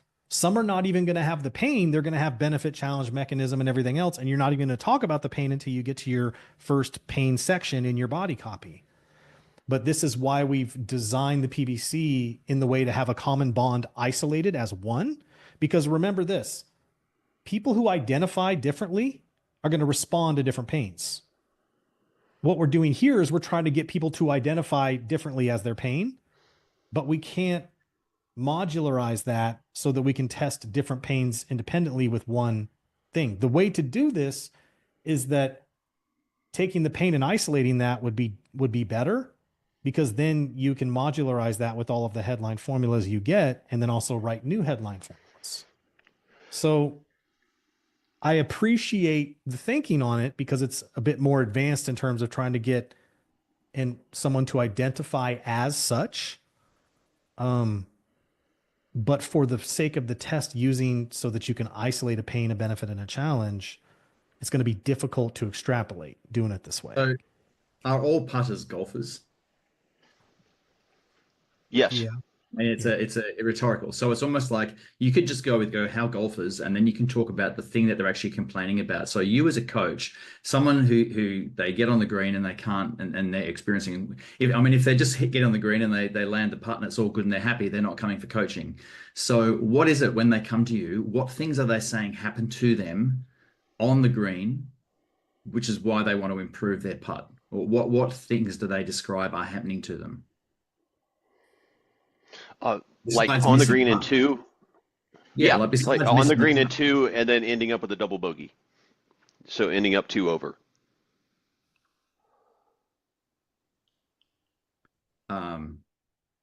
Did you lose me? Yeah. Okay. On the green in 2 and then ending up with a double bogey because they 4-putted. Right. So all right. So what we've got to do is shrink that right down to describe how would you describe that? Would it just be double bogey as the pain? It could be, yeah. I mean, more than double bogey would be 4-putt. Right. Because that's what caused it. Okay. And what else? What about when they're on the green, and what else happens? Is it they overshoot, undershoot, always goes to the right? All of the above. Yeah. Misread the hole, misread distance, misinterpret direction. Yep. There Or the other one, several I guess perception issues. Yeah. Okay. So these are the things that I guess they're thinking, if someone's always overshooting, for example, then that, and that was a specific pain, then that's when they see that as a golfer, that specific thing that they're experiencing as the physical manifestation of whatever it is, that overshooting is what they're going to go, oh yeah, that's me. Or if it's undershooting, oh yeah, that's me. Or always goes to the right, or always pops out of the hole, or those practical things that they're experiencing are what I would be doing, at least in my first symptom, primary pain, as the reason someone's turning up to actually get coaching, because this is what they're experiencing. So splinter it down that far. I mean, from a neurological perspective, it's esophoria or exophoria. They're overshooting or undershooting. Yeah, but of course they don't know. I know you know this, right? But they don't know those words. No, I'm not going to mention that at all. Yeah. But so we've that just got to seemed like it was describe splintering it down too far. Yeah, I mean, It may be, but I mean, I guess what we don't know is what the common thing is that's happening for people and what they're going to respond to as a practical thing that's happening right there in the spot. If you're wanting to go that detailed down into putting, then we need to describe the common pains that those putters experience, you know, when they're there. I mean, the other one that's there, and you've got it there somewhere, I think, is Mike, this is your fourth time here. You're coming on Yes. here and trying to change our formula, which kind of breaks everything in the way that we're going to do it. Why are we doing this? To make it shorter so I can fit more words or so I can fit more ideas in. But we'll do that after we finish the PBC test. You have plenty of room to isolate a common bond, a pain, a benefit, and a challenge. Okay. So also, real quick, you're not going to be trying to test those challenges right away, are you? They're all the same. It doesn't matter. In your pain test, we don't want to muddy the water with having an extra variable, even if they're all the same, because that will shape the pain and the benefit. We want to get the pain first, then the benefit, then the challenge in separate tests so we can build upon it based off the data. But if you are leading the witness too much with having the challenge during the pain test, that colors what people would respond to different pains with. So it needs to be isolated into just what because you're cutting 10 to 15 strokes, that's a direct benefit. That's not an ultimate benefit either, which is much more So about just like mobility, right? chop out without changing clubs or technique. Yeah. Well, the other thing is if you have the word, remember this, if you have the word or in your challenge, that means you're actually testing two different challenges and you need to break them apart. So it's either going to be without changing clubs or without changing technique in your challenge test separately to see which one does better. And then you can always combine them later after your test, but you need to have them broken apart so you can see which one tests where. Okay. So what I'd be looking at doing is following the process. I mean, this, like, don't get me wrong. It's not like this wouldn't isolate an identification, but we're down the track. In order to isolate these things, it's a lot more difficult if we do it this way from the beginning. I could Okay. explain a lot more, but it's going to be kind of difficult in words. It's kind of like have to be drawn out and, you know, a little tougher. But cutting 10 to 15 strokes per game is more of a direct benefit. And it's as long as it's like, if there's nothing beyond that, then I guess it could work. But the question is there something beyond cutting 10 to 15 strokes per game? Why do they want that? Because it's not about the 10 to 15 strokes per game right now. We're trying to isolate the pain Right. they're experiencing. Right? So it could be something a little easier, like, you know, low score, just said in the chat, like a lower score, you know, or lower handicap or something like that. That's much more overarching than something specific like 10 to 15 strokes. Because you don't know, this could be that, you know, 8 to 10 strokes people respond to better because it seems more realistic. But right now you're kind of leading the witness a lot down a track saying, I already know what they like about this and that, so I'm going to put it in there anyway. And the point of this test is to suspend the bias. Right now we have a particular way we believe it'll work the best.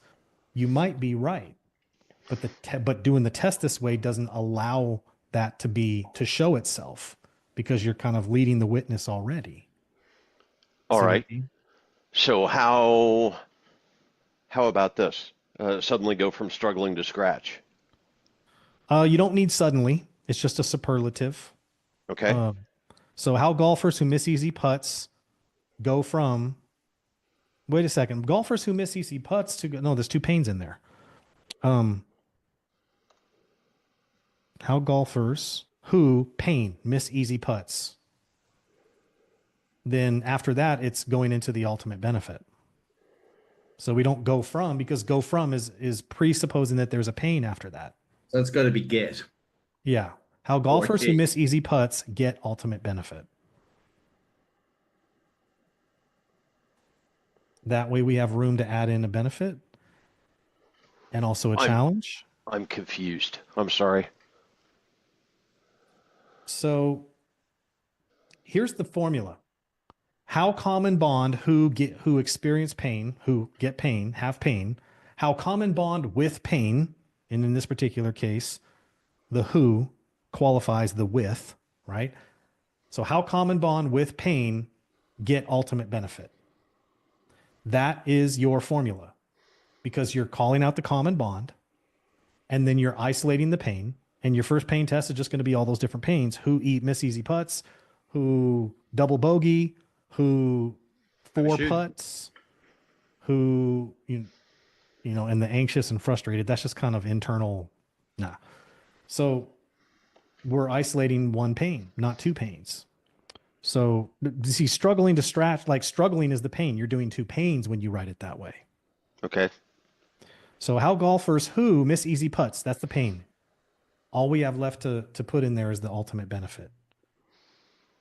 So how golfers who miss easy putts, and what's your ultimate benefit? What do we got there? Golf hobby pays for itself. Isn't this about, because the neurologically it helps with their mobility, right? And their ability to do that. So yeah, we it's need an different. I mean, there's the overarching- sensory processing and stress modulation, but yeah, balance, vision, and the ability to calm themselves down and not choke. But I'm on the front end, I'm only addressing vision or visual aspects of it, because it gets too complicated if I do everything. Right. I agree. So we're just looking for a catch-all ultimate benefit that is more of like the reason why they would want to improve their golf game. So how golfers who miss easy putts. See, now we're talking about a direct benefit again. That might be reasonable for some golfers and others it might not. Okay. So we want to be broader and not so specific with our ultimate benefit so that it matches. Does that make sense? Yeah.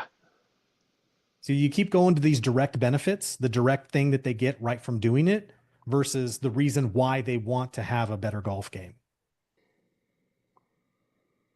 What is the reason why they want a better golf game?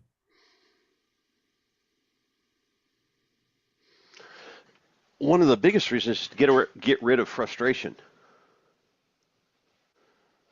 They don't, they want to get rid of, that's what they want to get rid of, but what do they want to get? What do they want to now have as opposed to not have? Frustration is an internal pain, not an ultimate benefit. All right.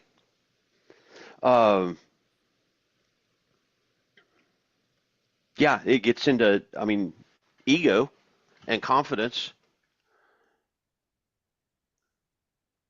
are the big picture ones. Beat their friends, says Rich, impress clients. Yeah, but see, those are still beat like, people and impress people. But so what we have to ask ourselves is, here's one of the main things to understand about an ultimate benefit. It can't alienate anybody. So if you said beat their friends, there might be some people who are very altruistic in nature that are like, I just want to have fun with it, but you know, I don't have to beat all my friends. So they wouldn't resonate with the line, and then we lose them. And we're losing them literally on the ultimate benefit piece, which is supposed to be the great unifier, not the divider. The pain is the divider. So then the confidence on and off the course would be. Yeah, that could ultimately confidence on and off the course, huh? Well, now we've got a lot of words. We just go on. Because we just want it to be there so it almost doesn't attract attention. We just want people to be able to have a mental checkbox in their mind. Tick, yes, of course I want that. So it's just going to be have a great game, have confidence playing. It's going to be something quite broad and somewhat vague like that, because it's going to be an overall benefit that everyone would want. So they tick the box on that, and then we get them to focus on the pain. Well, they don't focus on it, but their brain is able to bring it to their attention. That's actually the way it works. There we go. Dave just said, enjoy golf again. Done. Bingo. You're right, Kelly. I think that's a good one because it's just right there. It's the unifying thing. How golfers who miss easy putts, and this is where you can say finally enjoy golf again, because yeah, that is I was very thinking abrupt, right?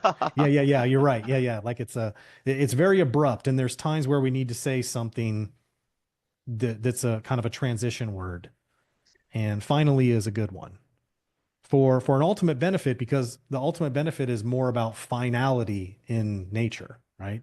So yeah, how golfers who miss easy putts finally enjoy golf again. Boom, you got the first one. How golfers who double bogey finally enjoy golf again. Chris, just at this point again, what about how golfers go from? Missing easy putts to finally enjoying golf again. Yeah. So you could do that. Yep. It's that it's present tense, so it's adding ing on a lot of them and creating less space. And so they typically work a little. Present tense typically tests a little bit better. Present tense just typically does overall, very slight in most cases. But if you have elements that are lots of letters and lots of words, then you're adding insult to injury when you're adding extra letters to these words. So the question is, if you can keep your elements very succinct, totally fine to do present tense stated. Okay.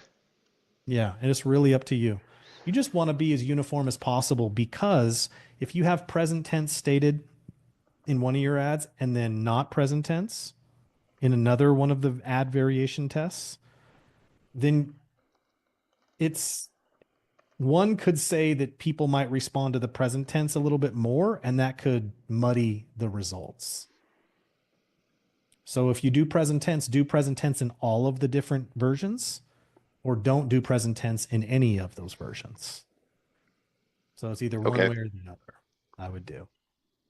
And because it's the back end, and I'm sitting here thinking about all of this, and I've now got over the hump. I could sit here for another 8 hours and do it. But the thing is, I've been someone like this, and I enjoy golf anyway. So I wouldn't resonate with, because I'd be going, well, I already enjoy golf. So I'm just wondering about the again and just how important that is. Because it implies that they're not enjoying golf. So what does the again do, Chris, on here, as opposed to just how golfers who miss easy putts finally enjoy golf? It definitely is the people who are walking around the golf course pissed off and not enjoying it, as opposed to those who actually are enjoying it. They just want to get better. I've noticed that the word again in this particular context just gives a final thought where it feels like it's missing when you just say finally enjoy golf. It's like so abrupt that it's like, what? So the word again is a context word, which refers to time, or, well, again, which basically means repetition. So I don't see an issue with it being there if you want it to be there, because it sounds natural that a lot of people would say. We've used the word again a lot in Ultimate Benefits, because it is essentially what someone wants to get back to. They once had it and they want to get back to it. So I again, never had it. Well, that's the thing. A lot of people haven't ever had it. So it's what kind of about funny because this? Kelly's like, my golf game is so much better since I quit the game. How hilarious is that? Oh yeah, mine's better since I started shooting golf balls instead of hitting them. But how golfers who miss easy putts finally enjoy every hole. Yeah. Because, well, yeah. It's just that, yeah, we could go with that if you want. Yeah. I think what you're doing is you're naturally going to be very specific, because that's how your brain works. You're all about precision. And so what your brain is doing is you're trying to be more specific and precise about your elements, when the function of the ultimate benefit is designed to not be precise by definition. Yeah, we need we need a sniper for the pain and a shotgun for the ultimate benefit. Yes. All right, Raj, we'll see you. Laney, perfect golf game, improved golf game. Well, I don't know about perfect. That's not I don't know if golfers would believe that. They know it's never perfect. So does that explanation make sense, Mike? Yeah, yeah, it does. Thank you. Yeah. So I think And you finally enjoy golf again, I think is the way to go on this one. Not enjoy every Um, hole. it's kind of specific. Like you could go with it if you wanted to, but it is more specific. And See, I could see enjoying a game of golf, but being frustrated with 2 or 3 holes. And this seems to like it would address people who are frustrated with a few holes, but still love golf. Maybe not. well, the thing I'm looking at is that it's so specific that it's hard, like it's not as believable. Some people be like, I might still have trouble on 1 or 2 holes, but they might see you as saying a lot of a hyperbole there. They're going to say, yeah, right, all 18. Are you kidding me? Not even one. So we're not wanting to divide or cause people to say to question it and say that's not me. We want it to be a broad catch-all thing. And again, your natural thinking pattern has you trying to go as specific as possible. And that's why you keep Okay. going down that route. I don't blame you. I tend to go into this too. Ultimate benefits for me at first were difficult until I really understood what I was doing. And I was like, oh, okay. So yeah, I think Enjoy Golf again is going to be more of a catch-all that allows for not alienating anybody who might not believe a claim like enjoy every hole. Okay. My man, you got it. Cool. Thank you. You're welcome, sir. And if there's anyone actually who've gone the length and still staying on here, the reason we do get granular like this is that yes, we're talking about tests and spending, a couple $100 or whatever it is, but we've seen where this leads to. It leads to hundreds of thousands of dollars of ad spend a month when you're scaling these. That's why it's that important to go down and have these discussions. It's worth putting the time and effort to think about these things because they make that much difference. So that's why we're doing it. It might seem like we're just looking up our own rear ends too much, but we're actually not. We're looking down the future and seeing where this leads. Yeah, small difference, 15% difference in conversions and revenue and results on a small scale is not much. But when you scale and now you're spending $1 million a year on ads, and that's an extra $150,000, now it becomes serious. So we're really attempting to do it right from the beginning so we don't fall into these traps as we move along and scale and grow. And look, it mitigates the emotional trauma that a lot of people go through when they're looking at ads, and ads just aren't, the return isn't coming enough for them to keep on funding their ads. And it can happen because of stuff like this.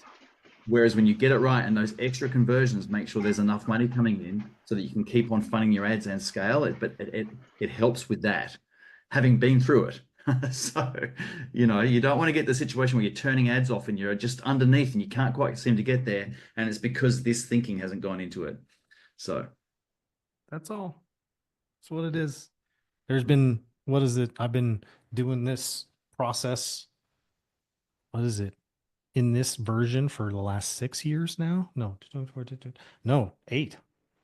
So we've made a lot of mistakes. I've wasted a lot of money on this thing, refining it. So you don't have to. I'm your savior. I did it so you don't have to.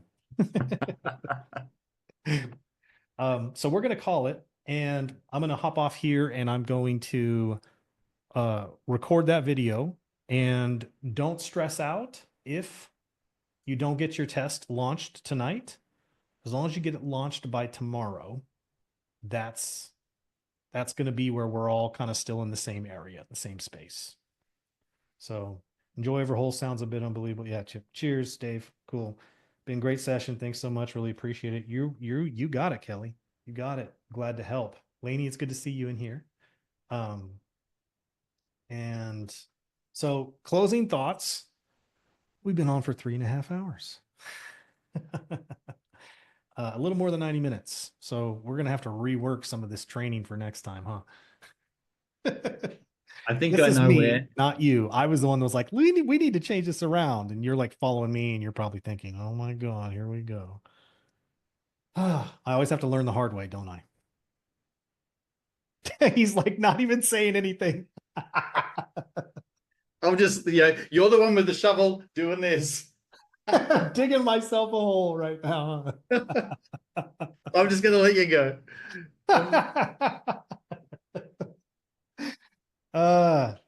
You guys see and that's uncharacteristic because usually Nick will call me on my stuff very nicely in a nice cop kind of way, in a good cop kind of way, because he is very, very good at that. Being a coach that, coaches executives on performance and mindset.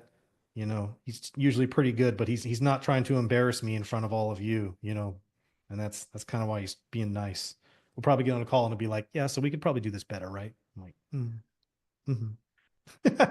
So Chris, how do you think we could do better? That's what You will. You're so smart. You're going to turn that around on me like that. I'll be like, well, actually, yeah. Insert foot in mouth now. So, yeah.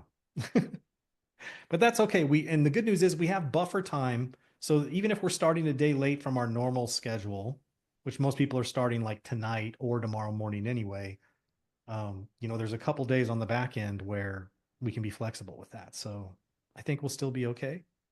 Yeah. We're going to be fine. All right. We're going to wrap it up. And I got to get this video out to all of you. Okay. That concludes day 2. Yeah. What a monstrosity. All right. And we will see you all same time tomorrow. Take care, everyone. Bye. Bye-bye.